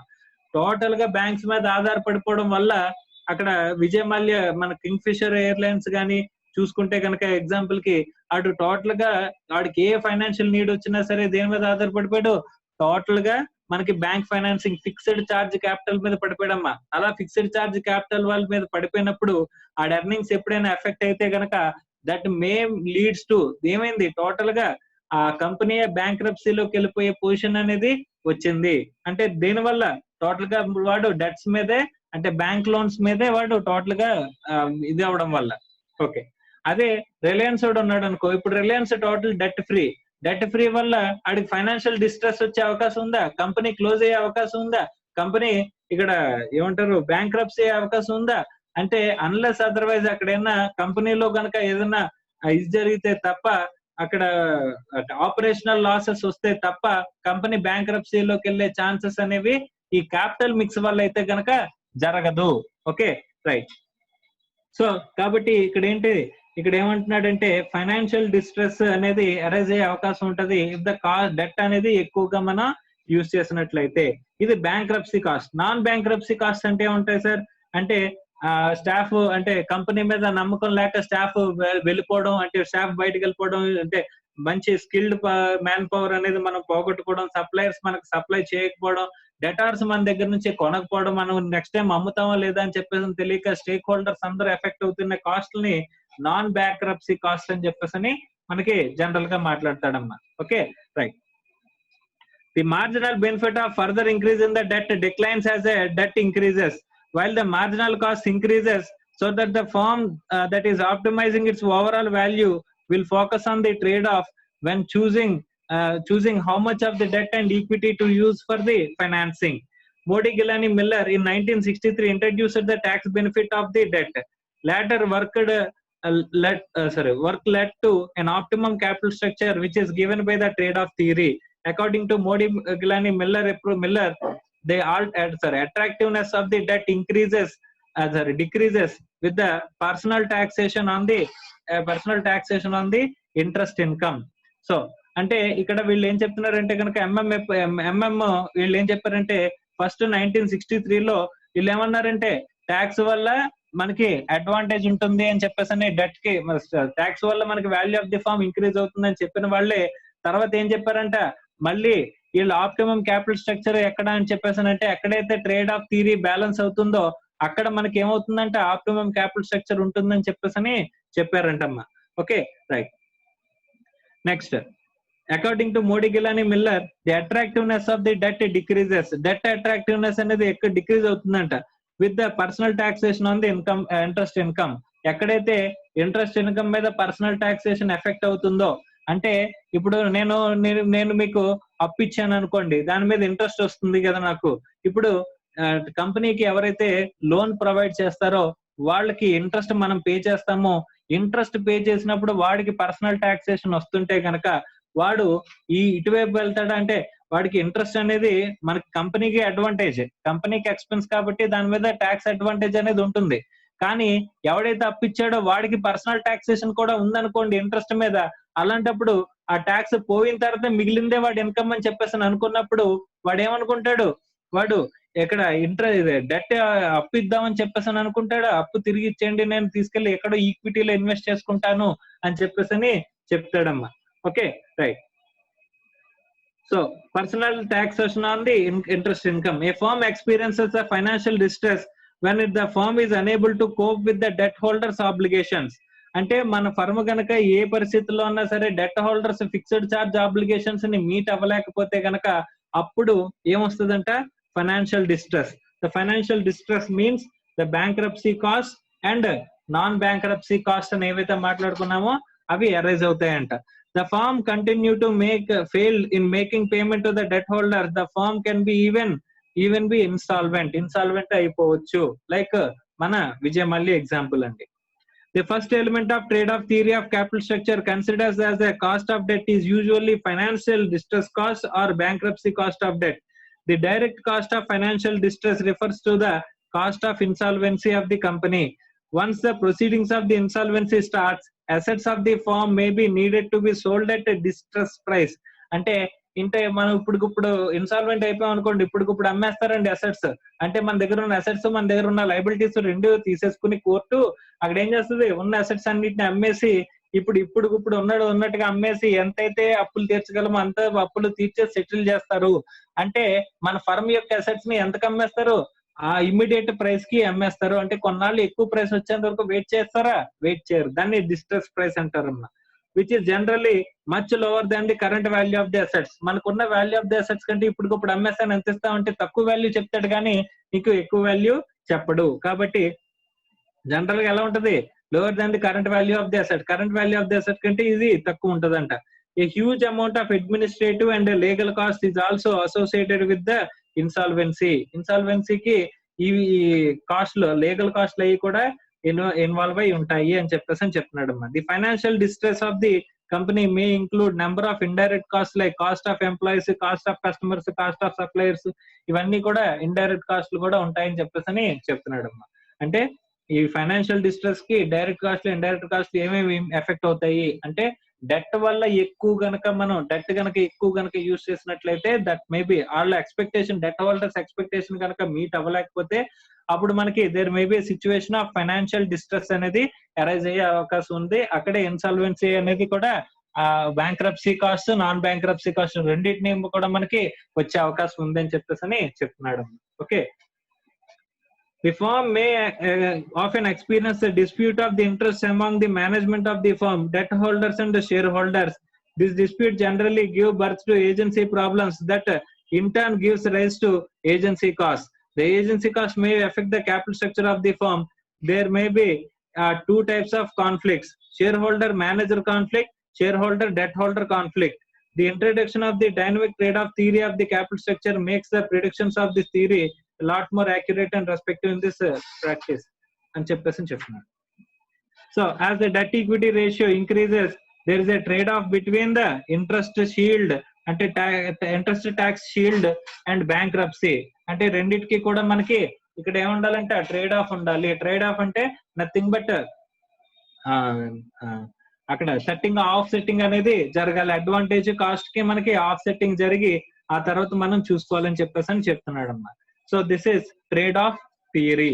సో నెక్స్ట్ వచ్చే ఆస్పెక్ట్ ఏంటంటే పెక్కింగ్ ఆర్డర్ థియరీ అని చెప్పేసి చెప్తున్నాడమ్మా. What is pecking order theory? This theory is based on the asymmetric information, which refers to a situation in which different parties have different information. In a firm, managers will have a better information than the investors.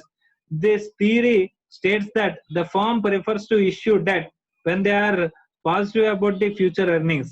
Equity is issued when they are doubtful and internal financing is insufficient అని చెప్పేసి చెప్తున్నాడు. అమ్మ ఇక్కడ pecking order థియరీలో అంటే ఇక్కడ మన దగ్గర ఉన్న ఇన్ఫర్మేషన్ ని బట్టి మనం ఏ ఫైనాన్సింగ్ కి వెళ్ళాలి అని చెప్పేసి చూసే థియరీని పెక్కింగ్ ఆర్డర్ థియరీ అని చెప్పేసి అంటున్నారు. సో ఇక్కడ మేనేజర్ దగ్గర ఉన్న ఇన్ఫర్మేషన్ ప్రకారం ఫస్ట్ అక్కడ గనక మనకి ఫ్యూచర్ గనక బాగుంటుంది, ఖచ్చితంగా ఫ్యూచర్ లో ఎర్నింగ్స్ వస్తాయి అని దగ్గర గనక మన దగ్గర ఇన్ఫర్మేషన్ ఉన్నట్లయితే అప్పుడు ఏం చెప్తున్నాడమ్మా, ఫస్ట్ డెట్ ఫైనాన్సింగ్ అని చెప్పేసి చెప్తున్నాడు. ఈక్విటీకి ఎప్పుడు వెళ్ళాలంట, మన దగ్గర ఉన్న ఇంటర్నల్ ఫండ్స్ మనకు సఫిషియెంట్ గా లేవు, అంటే రీటైన్డ్ ఎర్నింగ్స్ సఫిషియెంట్ గా లేవు. తర్వాత ఈ డెట్ ఫండ్స్ కూడా మనం రేస్ చేయడానికి మన ఫ్యూచర్ ఎర్నింగ్స్ డౌట్ఫుల్, ఎలా వస్తాయి అనేది తెలియదు. ఎలా వస్తాయి తెలియనప్పుడు మన దగ్గర ఉన్న ఇంటర్నల్ సోర్సెస్ సరిపోనప్పుడు అప్పుడు మనం ఎక్కడికి వెళ్ళాలంట, ఈక్విటీకి వెళ్ళాలంట. అంతేగాని ఫస్ట్ ఈక్విటీకి వెళ్ళమని చెప్పేసి ఇక్కడ చెప్పట్లేదు. Okay, the pecking order theory argues that the capital structure decisions is affected by the managers choice of sources of capital that gives a higher priority of the sources that reveal least amount of information. Okay, so Myers has been given that name pecking order theory as here no well defined debt equity target. There are two kinds of equity and equity, internal and external. Now debt is cheaper than both the internal and external because of the interest. Further, internal equity is less than the external equity, particularly because of the no transaction cost or issue cost or no taxes అని చెప్పేసి చెప్తున్నాడమ్మా. First ఇక్కడ చెప్పేది ఏంటంటే debt cost అనేది is less than equity. Equity అంటే ఇక్కడ ఎన్ని ఉన్నాయి, internal equity and external equity. ఇక్కడ కాస్ట్ ఆఫ్ ఈక్విటీ అనేది కాస్ట్ ఆఫ్ డెట్ కంటే, ఇక్కడ కాస్ట్ ఆఫ్ డెట్ అనేది కాస్ట్ ఆఫ్ ఈక్విటీ కంటే తక్కువ ఉంటుంది. అండ్ ఈ ఇంటర్నల్ ఎక్స్టర్నల్ తో మాట్లాడుకుంటే కనుక cost of internal equity is less than the cost of external equity. ఎందుకని చెప్పేసానంటే ఇంటర్నల్ ఈక్విటీ ఎక్స్టర్నల్ ఈక్విటీ అంటే మనం కొత్తగా ఇష్యూ చేస్తే దాన్ని ఎక్స్టర్నల్ ఈక్విటీ అంటారమ్మా. ఆల్రెడీ మన దగ్గర ఉన్న రీటైన్డ్ ఎర్నింగ్స్ వాడుతుంటే కనుక దాన్ని ఇంటర్నల్ ఈక్విటీ అని చెప్పేసి అంటారు. ఈ ఎక్స్టర్నల్ ఈక్విటీకి ఉండే కాస్ట్ కంటే ఇంటర్నల్ ఈక్విటీకి అయ్యే కాస్ట్లు తక్కువ ఉంటాయి అంట. ఎందుకంటే కనుక మనకి ఇక్కడ కొత్తగా షేర్స్ ఇష్యూ చేస్తే ట్రాన్సాక్షన్ కాస్ట్, ఇష్యూ కాస్ట్ అనేది ఉంటాయి. అలా కాకుండా ఇంటర్నల్ ఈక్విటీ అనేది మన దగ్గర ఉన్న రిటైన్డ్ ఎర్నింగ్స్ వాడతాం కాబట్టి దీనికి ఖర్చు అనేది తక్కువ ఉంటుంది దీంతో పోల్చుకుంటే, ఎందుకంటే ఇక్కడ ఇష్యూ ప్రైస్ అనేది ఉండదు కాబట్టి, ఇష్యూ కాస్ట్లు అనేవి ఉండవు కాబట్టి. Pecking order theory suggest that the managers may use various sources for raising the funds in the following order. ఈ ఆర్డర్ అనేది ఇంపార్టెంట్ గా గుర్తుపెట్టుకోవాలి, ఇక్కడ ఏ ఆర్డర్ లో వెళ్తారు అనేది. Managers first choice is to use internal finance. మన దగ్గర ఉన్న రిటైన్డ్ ఎర్నింగ్స్ నే ఫస్ట్ వాడాలి. In absence of internal finance, they use the secured debt, unsecured debt and hybrid debt etc. అమ్మ ఇది ఎప్పుడు డెట్ ఎప్పుడు యూజ్ చేయాలి అంటే కనుక ఫస్ట్ ఆర్డర్ అనేది చెప్పాడు. పెక్కింగ్ ఆర్డర్ థియరీలో వాట్ ఈస్ ద ఆర్డర్ అని ఎక్కడైనా క్వశ్చన్ అడిగితే ఫస్ట్ ఇంటర్నల్ ఫైనాన్స్, తర్వాత డెట్, ఆ తర్వాత ఈక్విటీ. కానీ డెట్ గురించి డెట్ ఎప్పుడు వాడతాం, if the information about the future is positive, అంటే మన ఫ్యూచర్ ఎర్నింగ్స్ వస్తాయి అని చెప్పేసి మనం కనుక అనుకున్నట్లయితే అప్పుడు డెట్ యూజ్ చేయాలి, లేకపోతే డెట్ యూజ్ చేయకూడదు. ఓకే, నార్మల్ గా పెక్కింగ్ ఆర్డర్ థియరీలో ఆర్డర్ అంటే ఏం చెప్తారండి, first internal financing, second debt, third equity. అదే ట్రేడ్ ఆఫ్ థియరీలో అయితే కనుక డెట్, ఈక్విటీ, ఫస్ట్ ఎంతవరకు డెట్ వాడాలి అంతవరకు వాడి మిగిలింది ఈక్విటీ. ఎందుకంటే రెండింటికి బ్యాలెన్సింగ్ చేసుకోవాలమ్మా. ఓకే, ట్రేడ్ ఆఫ్ సెట్టింగ్ అనేది చేసుకోవాలి. Cost of debt, cost of benefit of using debt and cost of debt ని మనం రెండింటిని బ్యాలెన్సింగ్ చేసుకుని ఎంత డెట్ యూజ్ చేసుకోవాలో చూసిన తర్వాత మిగిలింది ఈక్విటీకి వెళ్ళాలని చెప్పేసి ట్రేడ్ ఆఫ్ థియరీ అనేది మనకి చెప్తుంది. Okay, right. Next factors determining capital structure, ఇవన్నీ కూడా మనం చూసుకున్నవే. And factors affecting capital structure, ఇవన్నీ కూడా మనం చెప్పుకున్నాయేనమ్మా. Okay, right. Next optimum capital structure. Optimum capital structure అనేది ఎక్కడ వస్తుంది అని చెప్పేసానంటే ఇక్కడ ఏం చెప్తున్నారు చూడండి. The objective of financial management is to maximize the wealth. So wealth maximization మన ఆబ్జెక్టివ్. ఫస్ట్ స్టార్టింగ్ చాప్టర్ లో మనం చెప్పుకున్నది ఏంటంటే wealth maximization versus profit maximization లో మనం చూస్ చేసుకున్నది వెల్త్ మాక్సిమైజేషన్ అమ్మా. వెల్త్ మాక్సిమైజేషన్ మనం మా ఫైనల్ ఆబ్జెక్టివ్ అని చెప్పేసి మనం అనుకున్నాం. Therefore, one should choose the capital structure with which maximizes the wealth. For this purpose, the following analysis should be done.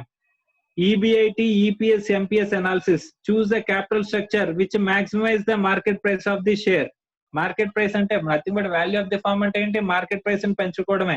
So market price ని పెంచేలా ఉండాలంట. For that start with same EBIT for all capital structures. All capital structures కి EBIT same గా ఉండే దగ్గర నుంచి చూసుకుని and calculate EPS. Thereafter either multiply EPS by price earning ratio or divide it by cost of equity to arrive MPS. Market price ని arrive అవడానికి చూడాలి. ఇప్పటి వరకు మనం ఇంతక ప్రీవియస్ ప్రాబ్లం లో కూడా మనం మార్కెట్ ప్రైస్ ని అరైవ్ అవడానికి చూసినప్పుడు EBIT ఎక్కడ సేమ్ గా ఉంటుంది అని చెప్పి, అంటే ఈ EBIT ఎక్కడ ఏ లెవెల్ దగ్గర ఉంటే EPS అనేది సేమ్ గా ఉంటుందో చూసి ఆ EBIT EPS రిలేషన్ తో మనం ఏం కనుక్కున్నాం, PE రేషియోతో మనం మార్కెట్ ప్రైస్ అనేది అరైవ్ అయ్యాం. తర్వాత indifference point analysis. In the above analysis, we have considered the value at the given EBIT only. What will happen if EBIT changes? Will it change your decision also? To answer this question, you can do indifference point analysis అంటున్నాడు. అంటే indifference point analysis చేయమంటున్నాడమ్మా ఇక్కడ optimum capital structure చూడడానికి. మనం already indifference point analysis చేసి EBIT అంటే indifference point దగ్గర EBIT కంటే EBIT ఎక్కువ ఉంటే ఏజ్ చూస్ చేసుకోవాలి, తక్కువ ఉంటే ఏజ్ చూస్ చేసుకోవాలి అనేది మనం ఆల్రెడీ తెలుసుకున్నాం. Next, financial break-even point analysis. With the change in the capital structure, financial risk also changes. Though the risk has already been considered in PE ratio, the cost of equity point one above, but one may consider the separately also by calculating financial break-even point. So financial break-even point కూడా మనం నేర్చుకున్నాం. So optimum capital structure ని చూస్ చేసుకునేటప్పుడు మనం ఏ analysis చేయాలి అంటే కనుక EBIT, EPS, indifference point, financial break even point, ఈ మూడింటిని కన్సిడర్ చేసిన తర్వాత we need to come across the optimum capital structure అని చెప్పేసి ఇక్కడ మనకి చెప్తున్నాడు. Okay, EBIT, EPS, MPS analysis దీని గురించి ఆల్రెడీ మనం చూసాం. EBIT, EPS అనాలిసిస్ అమ్మా, ఎక్కడైతే EPS ఎక్కువ ఉంటుందో మనం ఎప్పుడు కూడా మనం ఏ డెసిషన్ తీసుకుందామని చెప్పేసి అనుకుంటే EPS ఎక్కడైతే ఎక్కువ ఉంటుందో అక్కడే మనం EPS అనేది ఎక్కడైతే ఉంటుందో అలాంటి EBIT ఆప్షన్ ని మనం సెలెక్ట్ చేసుకుంటాం. సో దట్ అల్టిమేట్ గా మన ఆబ్జెక్టివ్ ఏంటి, మార్కెట్ ప్రైస్ ని ఇంక్రీజ్ చేసుకోవడం. ఆ ఇంక్రీజ్ చేసుకునే ఆస్పెక్ట్ దగ్గర మనం మార్కెట్ ప్రైస్ ఎక్కడైతే ఎక్కువ ఉంటుందో ఆ ఇక్కడ EPS అయితే ఎక్కడైతే ఎక్కువ ఉంటుందో దాన్ని PE రేషియోతో మల్టిప్లై చేస్తే MPS అయితే ఎక్కడైతే ఎక్కువ ఉంటుందో అలాంటి EBIT సిచ్యువేషన్ ని మనం కన్సిడర్ చేసి డెసిషన్ మేకింగ్ తీసుకుంటాం అనేది EBIT, EPS అనాలిసిస్ అన్న. EBIT, EPS, MPS analysis. Okay, so దీని గురించి మనం ప్రాబ్లమ్స్ లో కూడా చూసాము. సో ఇక్కడతో మనకి EBIT, EPS అనాలిసిస్ అయింది.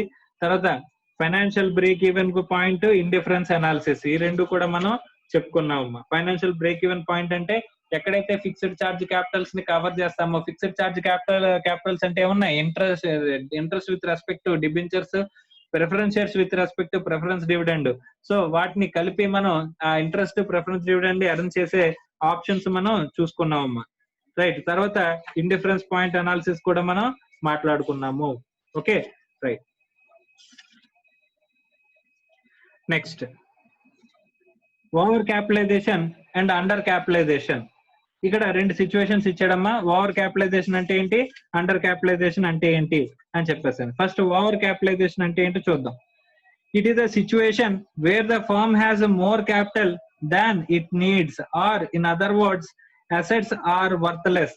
అంటే మనకు దగ్గరున్న ఫర్మ్ కి అవసరమైన దానికంటే ఎక్కువ క్యాపిటల్ కనుక మన దగ్గర ఉందనుకోమ్మా, ఫర్మ్ కి అవసరమైన క్యాపిటల్ కంటే ఎక్కువ కనుక క్యాపిటల్ మన దగ్గర ఉంది అని చెప్పేసి అనుకుంటే కనుక దాన్ని ఓవర్ క్యాపిటలైజేషన్ అంటారు. Okay, right. అండ్ ఇక్కడ అసెట్స్ కూడా ఇప్పుడు మన దగ్గర ఉన్న ఫండ్స్ ఉన్నాయి కదా అని మన అసెట్స్ కొన్న అవన్నీ కూడా వర్త్లెస్ అసెట్స్ మనం మన దగ్గర ఉంచుకున్నామంట.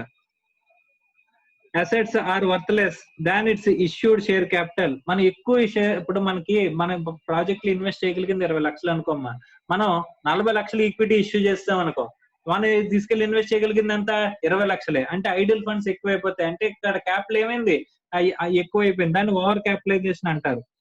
And earnings are insufficient to pay the dividend and interest. So ఎందుకంటే ఎక్కువ క్యాపిటల్ అనేది మనం ఇష్యూ చేసేయడం ద్వారా మనం ఎర్న్ చేసేది 20 లక్షల మీద, మనం పే చేసేది 40 లక్షల worth of equity shareholders కి పే చేస్తాం. ఓకే, అలాంటప్పుడు మనం పే చేసేది ఇన్సఫిషియెంట్ అయిపోవచ్చు. This situation mainly arises when the existing capital is not effectively utilized on account of the fall in the earning capacity of the company. అంటే మన దగ్గర ఉన్న క్యాపిటల్ ని మనం కంప్లీట్ గా ఇన్వెస్ట్ చేయలేకపోతే కనుక, అప్పుడు మన దగ్గర 40 లక్షల క్యాపిటల్ ఉంది, అందులో 20 లక్షల క్యాపిటల్ నేను ఇన్వెస్ట్ చేయగలిగాను, 20 లక్షల మీద నేను ఎర్న్ చేస్తున్నాను అనుకో, మిగతా 20 లక్షలు ఐడల్ గా ఉంటున్నాయి అనుకోమ్మా, అలాంటప్పుడు ఈ సిచ్యువేషన్ అనేది అరైజ్ అవుతుంది అని చెప్పేసి చెప్తున్నాడు. Company has raised the funds more than it's requirements. వాడికి కావాల్సిన 20 లక్షలు, కానీ 40 లక్షలు ఎందుకైనా మంచిది అని చెప్తే 40 లక్షలు వీడు కంపెనీకి ఫండ్స్ రైజ్ చేశాడంట. The chief sign of over capitalization is fall in the payment of dividend. అంటే పేమెంట్ ఆఫ్ డివిడెండ్ కనుక పడిపోతుంది అనుకుంటే కనుక వన్ ఆఫ్ ది సైన్ అమ్మా. అంటే ఇప్పుడు మనం 20 లక్షల మీద సంపాదించిన డబ్బులతో 40 లక్షల షేర్ హోల్డర్స్ కి, 40 లక్షల వర్త్ ఆఫ్ షేర్ హోల్డర్స్ కి మనం డివిడెండ్ పే చేస్తుంటే కనుక మనం పే చేసే డివిడెండ్ ఏమవుద్ది, తగ్గిపోతూ ఉంటది. అంటే మన ఎర్నింగ్ కెపాసిటీ తగ్గిపోతూ ఉంటది. అలాంటప్పుడు that is an indication for the over capitalization అని చెప్పేసి చెప్తున్నాడు. Okay, right. Causes of the overcapitalization. Overcapitalization arises due to following: raising more money through the issue of shares or debentures for the company can employ profitably. Borrow huge amount or higher rate than at rate which a company can earn. మనం earn చేసే earning కంటే ఎక్కువ borrow చేయడం, మనకు కావాల్సిన fund requirement కంటే ఎక్కువ కనుక మనం ఇచ్చేయడం. Excessive payment of acquisition fictitious assets such as goodwill. మనకి అంటే రెవెన్యూ ఎర్నింగ్ కెపాసిటీ లేని అసెట్స్ మీద మనం ఎక్కువ ఇన్వెస్ట్ చేయడం. Improper provision for depreciation or replacement of the asset. మనం ఈ రీప్లేస్మెంట్ ఆఫ్ ది అసెట్స్ మీద ఇంప్రాపర్ డిప్రిసియేషన్ అది కనుక మనం చార్జ్ చేస్తున్నాం అంటే అప్పుడు కూడా అది అక్కడ కూడా ఓవర్ క్యాపిటలైజేషన్ అనేది మనకు వస్తుందంట. Wrong estimation of earnings and capitalization, వీటి వల్ల కూడా మనకి ఓవర్ క్యాపిటలైజేషన్ అనేది ఎరేజ్ అయ్యే అవకాశం ఉందంట. Consequence of over capitalization. Over capitalization జరగడం వల్ల ఏం జరుగుతుంది? Over capitalization results in the following: considerable reduction in the rate of dividend and interest payment. మనకు వచ్చే ఎర్నింగ్స్ ఏమైపోతే రేట్ ఆఫ్ డివిడెండ్ తగ్గిపోతుంది, మార్కెట్ ప్రైస్ అనేది తగ్గిపోతుంది.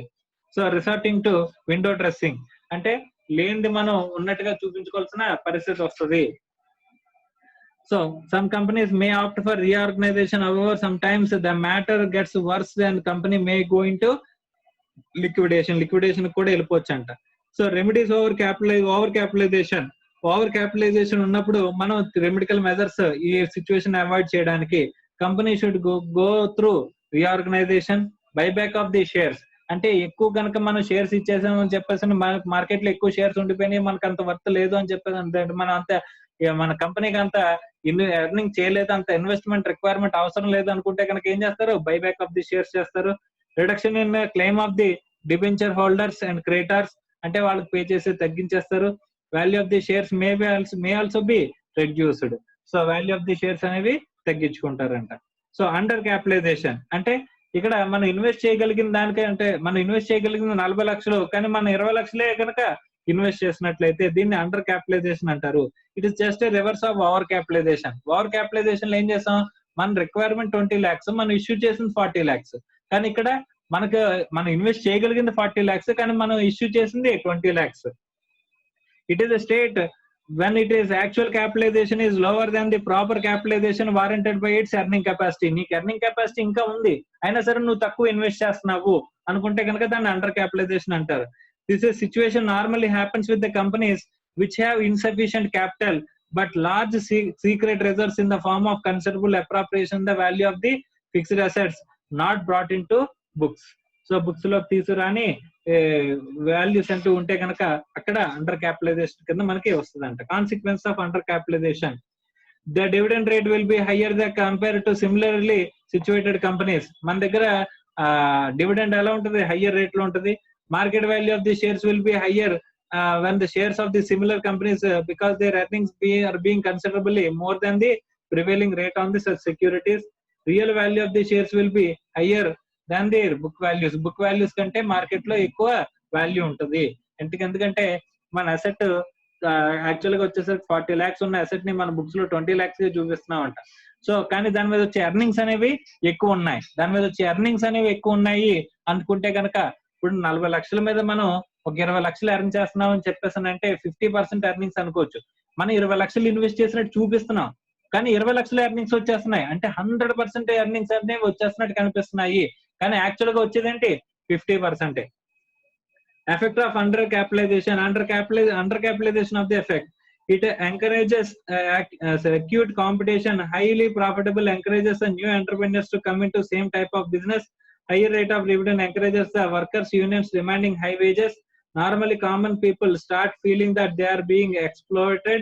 Management may resort to manipulations of the share values. ఇవన్నీ కూడా చేసే అవకాశం అనేది ఉండొచ్చు అంట.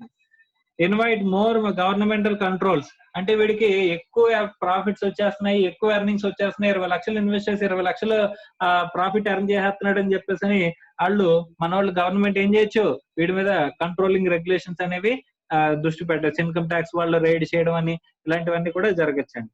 Remedies. The following steps may be adopted by negativating consequences. The shares of the company should be split up. అంటే కంపెనీ షేర్స్ ని స్ప్లిట్ చేసేయడం. This will reduce the dividend per share through EPS shall remain unchanged. Issue of bonus shares is the most appropriate measure that will reduce the dividend per share and the average of rate of the earnings. Average rate of the earnings తగ్గిస్తుంది, dividend per share తగ్గిస్తుంది. Revising upward the value of the shares. అంటే shares వాల్యూని కనుక పెంచితే automatic గా value ఏమవుద్ది, value of the firm అనేది పెరుగుతుందమ్మా. Okay, so అలాగా మనం ఏం చేస్తాం, ఈ అండర్ క్యాపిటలైజేషన్ కి రెమెడీస్ అనేవి చూస్తున్నాం. సో ఓవర్ క్యాపిటలైజేషన్ అంటే ఏంటి, అండర్ క్యాపిటలైజేషన్ అంటే ఏంటి, దాని కాజెస్, కాన్సిక్వెన్సెస్, రెమెడీస్ ఇవి మనం చూసాము. Right. So this is with respect to capital structure. ఇక్కడతో మనకి క్యాపిటల్ స్ట్రక్చర్ అనేది కంప్లీట్ అయింది. Okay, right. సో కంప్లీట్ గా ప్రాబ్లమ్స్ చేసాము, థియరీ చెప్పుకున్నాము, and me institute material over view కూడా మనం కంప్లీట్ చేసుకున్నాము. రైట్. సో ఇక్కడతో క్యాపిటల్ స్ట్రక్చర్ కంప్లీట్ అయింది. నెక్స్ట్ మనం క్యాపిటల్ బడ్జెటింగ్ అనేది స్టార్ట్ చేసుకుందాం.